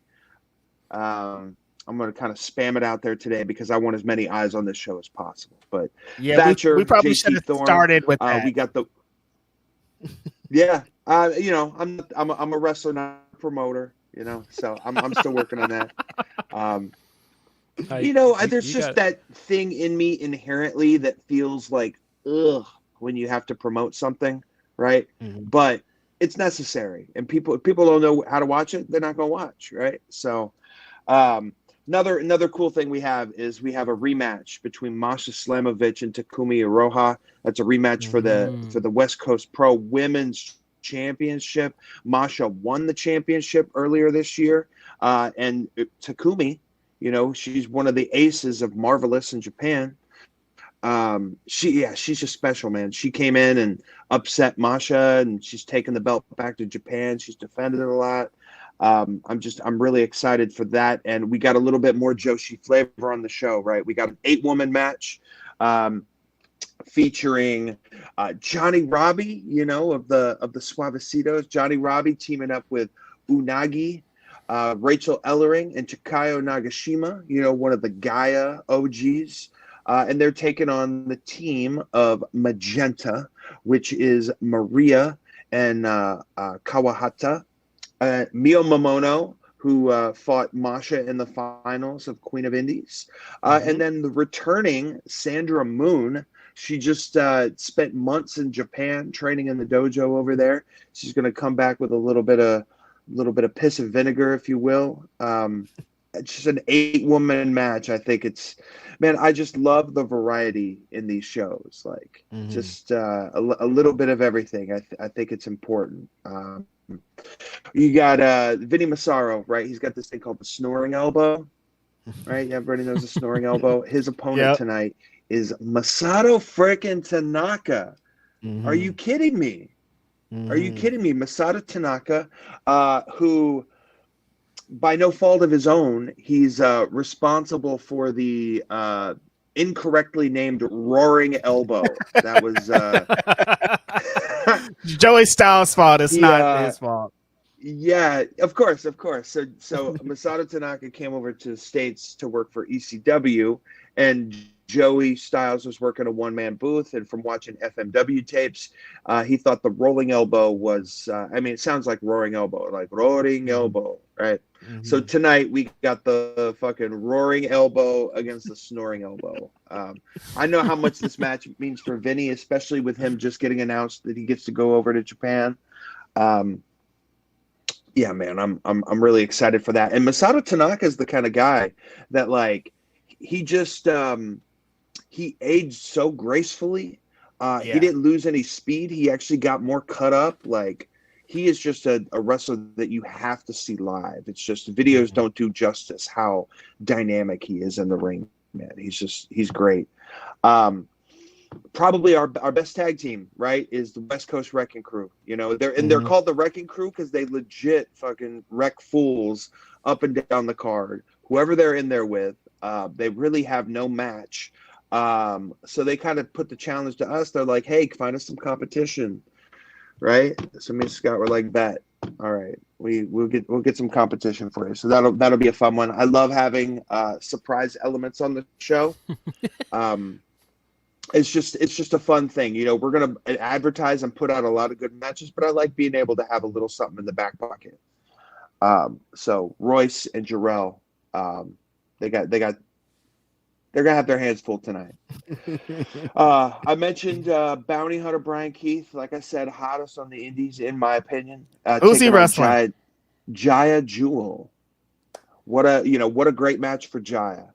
He's another one. He's not originally from the West Coast dojo, but he's put in a lot of hours there, and he's been working, man. I call him the Louisianimal. To steal a name from a Lil Wayne mixtape from like 2007. The Louisianimal Jaya Jewel, him and BK. That's a fun one. You already mentioned Speedball and Zoe. And I feel like the only one we haven't talked much about the main. I think the main speaks for itself. It's, Starboy and Titus. Those guys grew up in the business, man. They're just on a different level when it comes to, Titus is what, 23? Is that what Titus is? Charlie's 20. These guys have it in their blood, man. They have it in their blood, and they get it at a far younger age than I ever did. I started at 18 years old. Like, these guys were, doing it at 14, 15, 16. It's really, really crazy to see. But to give these guys just an opportunity to prove themselves, man. And Titus very, very badly. I feel like he feels he should be the champion, but you got to beat the champion, right? Yeah. Man, and just the last one that you forgot about, Ultimo Dragon teaming with Alex Shelley, Chris Sabin of the Motor City Machine Guns against Los Suavecitos. Man, Adrian Quest, Ricky, Danny. Man, tell me your thoughts on the Citos. I am a huge fan of all three of these guys. I think the energy that they bring to not only a West Coast show, but just like to wrestling in general is so different. It's so, as somebody from California, like, it's so California. I think that's why I really gravitate to them, because growing up, I grew up around guys like these. So like, the first time I ever talked to Adrian Quest felt like talking to one of the homeboys from back in the day. First time I ever talked to Rob and Dan, it felt like talking to homies again. Like, everything about it is like, it feels like home. And so like, seeing them here in West Coast Pro, I'm always excited about it. I don't know how I forgot about Ultimo Dragon because the show's so packed, but Ultimo Dragon, man. I used to watch Nitro in 1996 and 1997, seeing this guy having some of the best matches ever. Remember Bash at the Beach against Chris Jericho? Like, he has so many fire matches, and he's going to be in the building with me. It's crazy. Can't believe it. Yeah, man. Just what a test. And that, I feel like that's a theme throughout this show. We're taking our guys and we're putting them to the test, man. Put them through the ringer. See how they come out on the other end. Maybe they're able to sneak out a win. Maybe not, but it's the journey, right? It's the working your way through wrestlers of different experience level, different talent level, different styles. This really is, this should be West Coast versus the world, because that's kind of what this is, right? Man, I'm just excited. Reg, I'm glad you're going to be there. Phil, I wish you were there, but we'll get you that YouTube link. We'll get you that link. You can watch it. I would definitely check it out. And then once it airs live, it goes to IWTV. So you'll be able to check IWTV and sweet, and guys and watch it we got any questions? We got any chats or anything anybody wants to know? I mean, you know what everybody's going to be asking about, because since the last time you got here, you got a little bit of job somewhere else. Yeah, I got some paychecks now. What the hell? Yeah. No, man. I didn't get my so fee here's the either cool for thing that. about I'm still this. waiting on my fee. Yeah. I got to get you your cut, like you're Roland Alexander. So just the cool thing was, you know, I was doing what I'm doing here to a lesser extent for a group named IWC in Pittsburgh last year. Then I kind of gravitated toward working with this West Coast, you know, just working this deal out. And then, you know, I got approached about coaching in AEW. Coaching is the same thing as producing. It's just a, you know, different verbiage, right? So, you know, it's been about 4 months that I've been working with AEW now. And just the cool thing is, man, I told them, I just started this thing with West Coast. Like, I can't miss these shows. So I get a weekend off every month for West Coast. I get to continue doing that. And it's the experience that I've already had with West Coast makes me more valuable to AEW. And the stuff that I pick up at AEW, being in the locker room and working on live television, right, that really helps prepare me even more for West Coast. So it's very symbiotic, I think. Like, we working with both just makes me, I feel like I'm learning so much. I'm picking things up so much. I'm building relationships, and it's just, yeah, man, I feel very fortunate that I'm able to kind of have my cake and eat it too. Right. It's been great for me. Somebody that you had a history with, we talked about a little bit before you came on here. Eddie Kingston is now the ROH World Champion, New Japan Strong Champion. You ever gonna fight him? Got no interest in that, man. I feel like, yeah, I appreciate the question, and I understand why you would ask the question. I understand why people would know. You know, I get tagged and stuff on Twitter, and I did. I had some wars with that man, but you know how it is. It's just that feels like a chapter 4, chapter 5 kind of thing, and I'm like on chapter 26 right now. I don't feel like I need to revisit any of that. And aside from that, I do. Man, I feel like there's a lot of good stuff going on in the ROH. We're still trying to find our footing. And it's, can we say that you're TV helping with tough. Ring of Honor? I don't know if we could say that out loud, but well, I mean, I'm helping as much as anybody else is. I'm doing my best to try to help this, or just make things a little bit easier here or there, right? We all know that one man has the say in all these different television shows, but he is very good about asking for opinions and saying things and listening. Like, you know, there are a whole lot of people that he kind of goes to and checks in, you know, and it's not just us too. It's the talent, you know, a lot of people have input on their stuff. And, I mean, there isn't really anything I could tell Tony that he doesn't already know.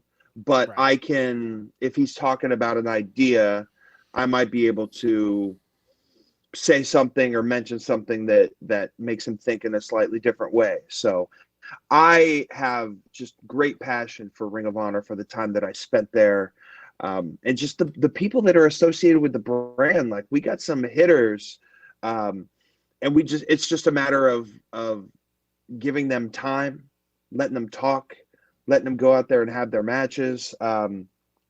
It's just, and also the one thing that's cool about ROH now is, like, it is like, sometimes it's the random match generator of, like, this person and then this person against this person. You're like, what is this match? This is crazy. And that's not always possible with a typical week-to-week wrestling show.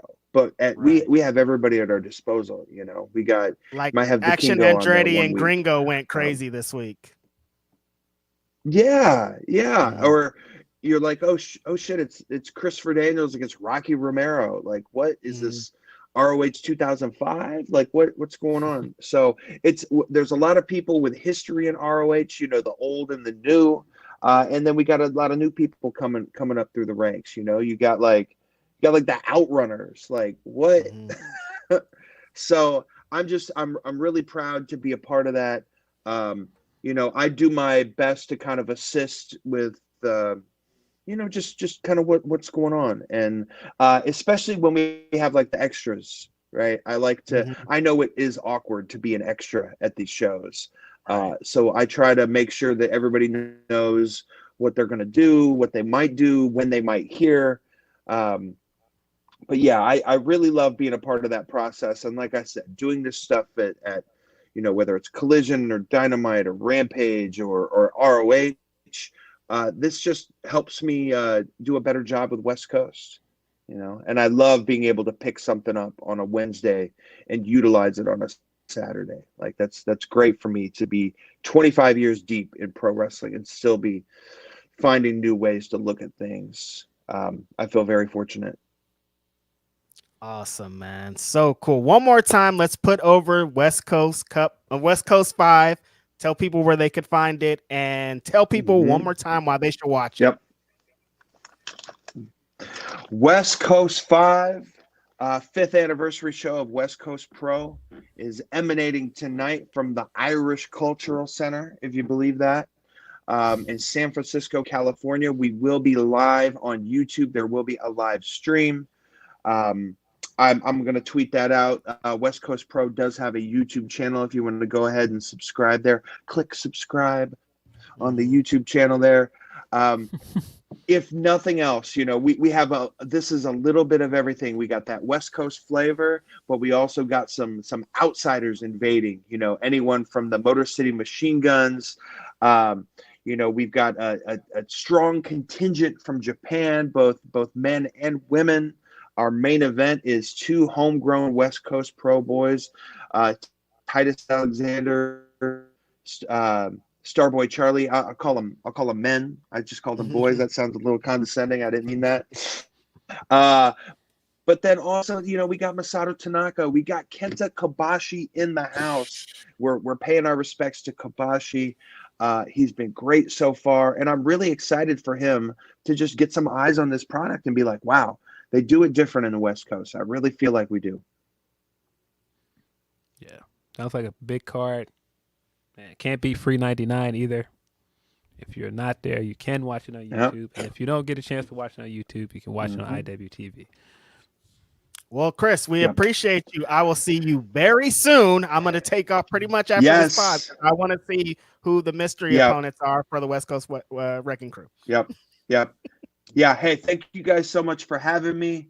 I appreciate you guys. I appreciate your support. And next time we'll talk, we'll be talking about what a fucking banger this show was. So thank you guys so much. Appreciate you.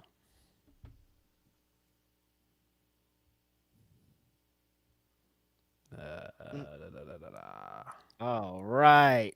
Thank you guys for letting us get our West Coast Pro thing on. You guys know how strongly I feel about West Coast Pro. Thank you again to Chris Hero. He's amazing. Like I tell him, and everybody tells him all the time, like, Chris Hero, dude, like independent wrestling, like legend, is like so welcoming and humble, and you can ask him anything. I'm not a pro wrestler, but I ask him hella wrestling. I'm like, well, why did they do this in this match? At this point, why did they do this? When they do this, why did they do this? Like, I'm interested just because his brain is so full of really cool things. So yeah, tune in to West Coast Pro tonight.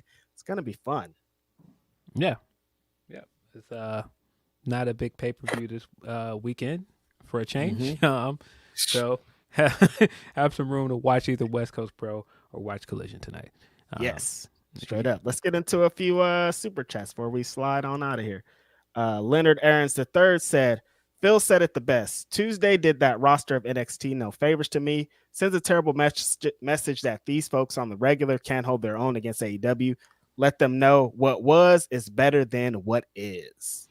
Yeah, and I mean, I feel like some people did come out of this looking good. Like Mello, of course. I think Tiffany Stratton also looked good.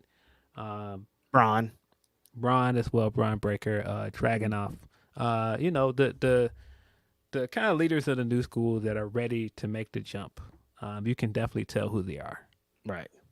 Brent Lockman says, so when exactly are we going to get the AEW meat department division, as it feels like it keeps growing? It's a good question. Yeah, nah, you could definitely do it. I mean, they're definitely wrestlers. I mean, at this point, Hobbs is like the main star of the division if you're doing it. Yep. I think it's a shame that they haven't done anything more with Hobbs and Miro since then, and Miro hasn't had a match since then. It's just like, but that's kind of my thing with AEW. Like, it feels like they'll have something good, and it'll be like, okay, I kind of want some more of that, and then we just don't get it. Like all that Miro momentum is. Yeah. Where is he? Yeah. Delayed the CJ stuff on Collision, I guess, wherever the CJ stuff is going. Right. I mean, hopefully he gets some more screen time because people really like Miro. Delayed Gratz says, I agree with Brent Lockman. Fill the ring with 80-20 ground beef and have the inaugural meat battle royal. Winner gets high cholesterol. Y'all meat buns are really funny. Sal Cruz says, thoughts on the difference on OC winning it this time around compared to the first time? He is so consumed by the title, he was ignoring his homies. Yeah, they had some story elements play into Orange Cassidy's win. Some people are suspecting that he's going to go heel. What did you feel about it, Phil? Yeah, I think they did some good story stuff with it. Definitely felt like, he is trying to win that belt back in spite of his friendships, in spite of his well-being, because he went through such a beating before in almost a year-long run. And now it's just like, yeah, maybe, you can take a break. And it's just like, no, I'm determined to get this belt back. And I feel like that is going to be ultimately his undoing. That's why him and Moxley is so strong, because that's the same story they keep telling Moxley, like, take a break. Why do you keep going? Why do you keep going? And Moxley's like, I'm about to win another championship. No vacations. Never. I don't got time for vacation. Will Chisholm says, to be fair, those women should mark out over Asuka. She's an icon. P.S. NXT and AEW have a 50-year-old man standing tall popped me. Yeah. Both shows kind of ended with somebody from the Attitude Era as the main star or the guy that was standing tall. Didn't even think about that, but yeah. Me neither. That is funny. Will Chisholm says, with the news of Vince being out of booking, with Cody and Roman having to going face to face last night, Triple H saying we're getting Roman versus Cody 2 at Mania. Yeah, I definitely think that's where we're going. I mean, I think that should have been where we're going anyway. I was never a big believer that the Rock match was happening. Right. I think you gotta strike while the iron's hot with this Cody feud, and I feel like you gotta put the belt on him this time. Right. And then the last super chat of the day is from my homeboy Mike from Indeed. You guys check out my Indeed on Wednesdays. West Coast, Best Coast. Have fun tonight, Reg. Hope you have a very dope weekend too. Phil. Appreciate you. But yeah, I just to wrap up our NXT AEW talk. I don't know. I just think I think that there is some valid criticism of AEW at the moment. I don't know if that means that I don't want to jump into oh, they're doomed, because they're clearly not doomed, because they just had 4 good pay-per-views in a row. They've delivered when they have the good shows, but I think that currently their weekly product is just not as good as it was, in my opinion. That's fair. And I think for me, I would like to see more of the Elite on TV. I feel like that's part of what's missing on Dynamite. I like to see the Bucks more. I like to see Kenny doing more singles wrestling. I thought that's where we were going, and we're not for whatever reason. I also think people that are how much of this is on Max, because they took such a big ratings drop off this week, and Max wasn't a part of the main storyline this week. The main storyline I felt this week with the Edge stuff. They made a bigger deal out of Edge's in-ring debut and building up the stuff with Christian. And while I thought the segment with Bullet Club Gold was fine, Bullet Club Gold coming out with the big wheels, by the way, hilarious. Yes. Jay White looks great with that belt. I want him He to does. win. I do. too. But like the quarter stuff, I feel like that was the most negative thing I saw talked about from this episode, and it doesn't really bode well that that's linked to your championship The feud. champ. And I don't know. I feel like there's been criticism of Max as champion for a while now. That I'm just kind of like, I think that he's having a good reign. I think that the matches are hitting, but again, when you look at weekly product, when you have a guy, to Lyric's point last week, that isn't wrestling every week, that is kind of coming out and doing the segments or doing the video stuff with Cole, it does lead to like how much of this is on Max, like how much of this leads to like, I don't know, how much of this is on Max that the ratings were low. This is not me, of course, saying that it's his fault. It's just raising that question. Yeah, I agree. It's something to look into. I think because the world title, that you really blew my mind when you were like, how come the Elite weren't on Tuesday? I'm like, why weren't like what That's Kenny what I was Omega, the thinking Young after Bucks, that. like what's going on here? Put these fools on TV. It's called All Elite Wrestling, and they play the background for most of it. I get it. I understand. You don't want to. The EVP shouldn't be out there, but they should. Man, you got fucking prime Kenny Omega. Put this fool on TV. Like, it's some things that they could do to fix it. I still think Kenny Omega should be the next AEW World Champion. From right now, it's not looking like that at all. Things could change at all time. But yeah, start getting to what brought you to this dance, brother. What you're doing is great. I like it, a lot of stuff, but like there's some extra things you could do, I think, to further along. Yeah, I think when AEW was really clicking, some of this stuff is not quite clicking. I think the things that I would like to see more of, I don't know, it just feels like sometimes we'll get like the start of something and then it just falls off a cliff and we never go back to it. Like, Right. I feel like that was the case with Willow. Willow won the Owen Cup and then had that fire match with Athena, and then it was just like, all right, now what are we doing with Willow? And there are a lot of things like that. So, you know, again, I don't want to make this into, oh, we're doomed. The company is doomed. But I do wonder, like, it has been a little bit of a drop off in terms of like the weekly, and when you compare that to what's happening across the street with the distinguished competition, what they're doing is working right now. It's hidden. That's fair. And I don't like everything that WWE does, but it's hidden. I mean, That's fair. And so I just don't think there's doom. I don't think we should even No. be talking about doom because No. they still like their TV companies love their ratings and shit. Like everything they're doing over there is there could be improvement. Ticket sales are down. It's hard, but when ticket sales are up over there, and they still run so close to each other. You'll have a show somewhere in WWE, and then 3 or 4 weeks later, AEW's there. Like as a consumer, I can't pay for all these wrestling shows, and if I'm picking, I'm gonna pick who I know is gonna give me the shit. WWE, like they already have a built-in thing. AEW is still the alternative, and I think they just need to really embrace the alternative. Never try to be what WWE is. You got to give us why, the reason that we tune into you instead of them is how we do this. Yeah, I agree. And I think, you know, they've brought in a lot of ex-WWE guys. And, you know, I'm always happy to see certain other guys get another run somewhere else. But, man, when you do look at it in totality for this year and you look at, like, WWE's major W's compared to AEW's, and when you get to this face-off and they get clobbered in the ratings, and then you also look at, all right, well, Jade jumped ship and is over there now, and you look at, all right, Cody.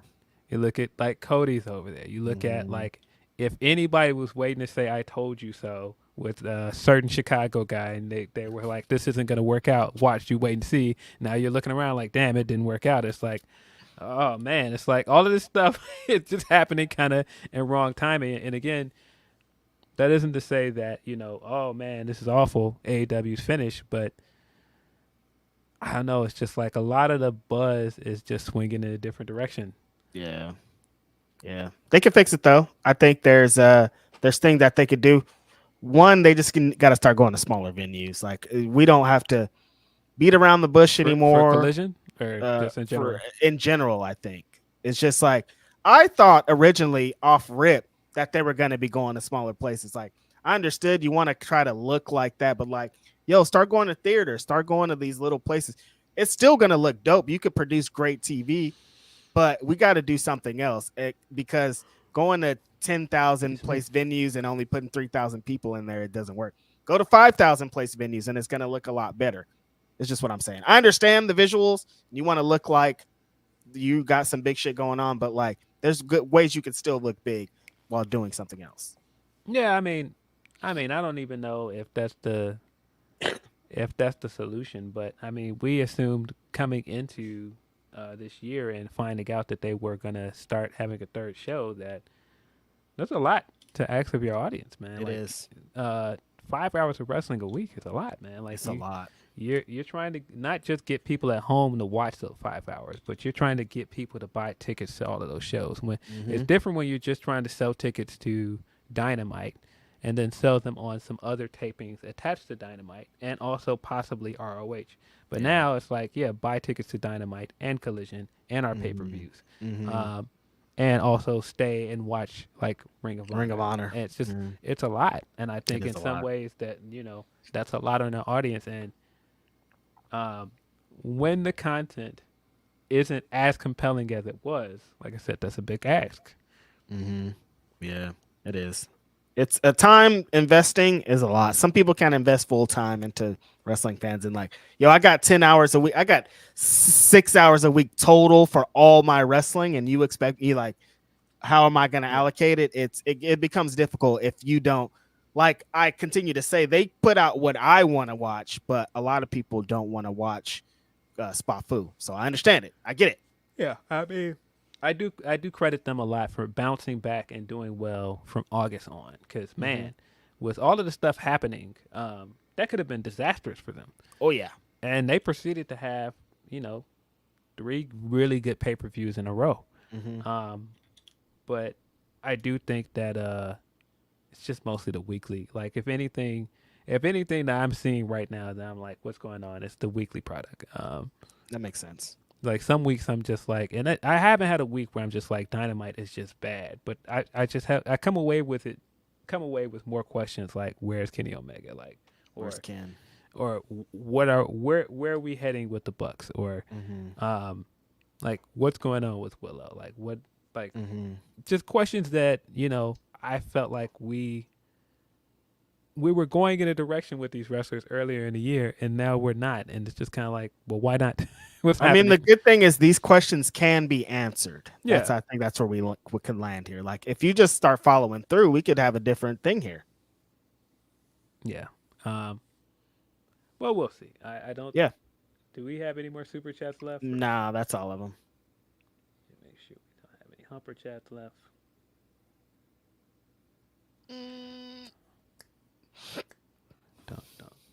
Don't. Y'all are cool.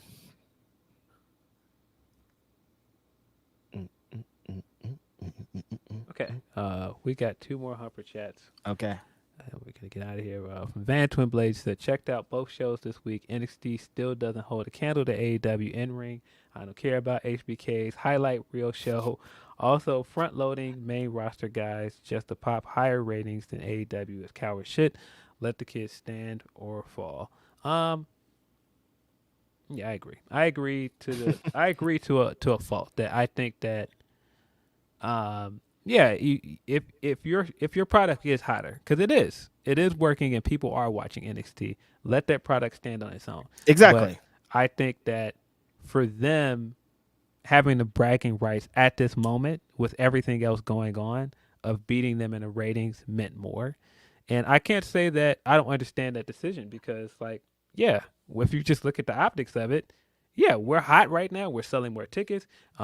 We're getting like mainstream attention and all this stuff, and we just beat them in the ratings. So it looks away. But of course, that's perception is everything. But it's like, to me, 3 or 4 weeks ago, you did 8 something with Becky on the show, and yeah, that still would have beat Dynamite if you would have just continued. If you would have just did that you did 3 weeks ago. So I'm like, why did you have Cena and all these people here? But again, that's with Becky on the show. So if you're looking at that, I learned the right lesson with this, that we did a huge number by bringing Becky in. So what is the lesson from that? bring in more main roster people, and that's how we do a number, and that's how we beat these guys.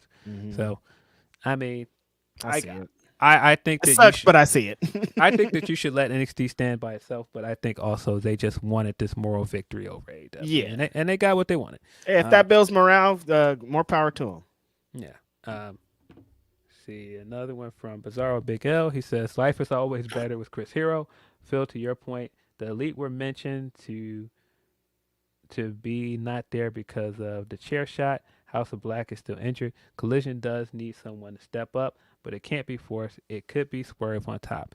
Yeah, I think that there's stuff that you can be doing to differentiate Collision and make it must watch. I mean, man, even if you just want to make it the place to watch all this Tony Storm stuff, do something that separates it, man. Right.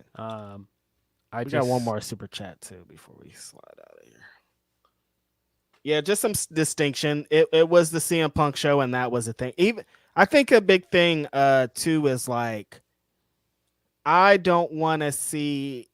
I get what they're doing, but Edge closed out. This is going to be like the fourth show that Edge closed out, and like, if you're continuing, like we saw Christian and Bryan Danielson on Dynamite, like I want to see. I liked the soft brand split. If we saw somebody on Wednesday, I want to see completely different people on Saturday because you have giant rosters. If you're going to just give me two Dynamites, I don't want two Dynamites. Give me Dynamite, give me Collision. Let's separate them. I see what you guys are doing. Like, you should have Adam Copeland on all your shows, but like, then it's like there's people that are going to be stuck because they're not on any shows because you keep showing these same people. So I get it. I understand. Yeah, I agree with you. The brand split was working in terms of like creative and having a different feel to both shows, having different people on both shows. I don't think we should have went away from that. No. I think it was working. Yeah. Okay, a couple super chats before we out of here. Brent Lockman says, feel like a question for Thursdays, but why do I pay to watch ROH again? Anything of significance happens on AEW programming. Feels off. Yeah, giving away Joe and Willie Mack on Collision and not on ROH is an interesting choice.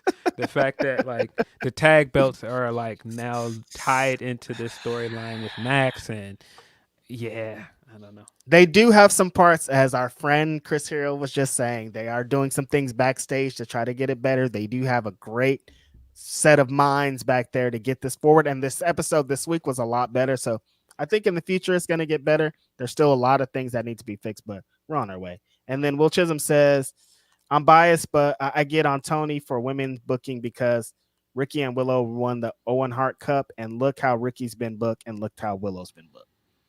Stark difference. There, night and day. Yeah, no pun intended, but big stark difference between how he's benefited as a Owen Cup winner and how Willow has. And I mean, they started off well because we got the Athena match, and then since then it's not been much. And I mean, I get they're doing some kind of storyline currently with Julia and Sky Blue, but man, it just doesn't feel like we have a clear direction for Willow. And I think that that's kind of an issue with a lot of people. Like everybody doesn't need to be pushed that I like, but I need to understand like what is the direction? What is the storyline? What is their character? Like Sky Blue is a perfect example of this. We've seen Sky Blue on TV constantly, has matches constantly. We're just now getting to a point where there's some kind of character change, some kind of character development, and it's just like, I don't know, man. Just get to the point. Get to the point. Yeah, straight up. That's it. But that is all our Humper chats. It's all our super chats. As always, man, appreciate you guys for coming through on Saturday. Appreciate Chris Hero coming through and promoting West Coast Pro. We are out of here. We don't have anything else to yell at you or promote. You're out of here, man. Peace out. Appreciate you guys.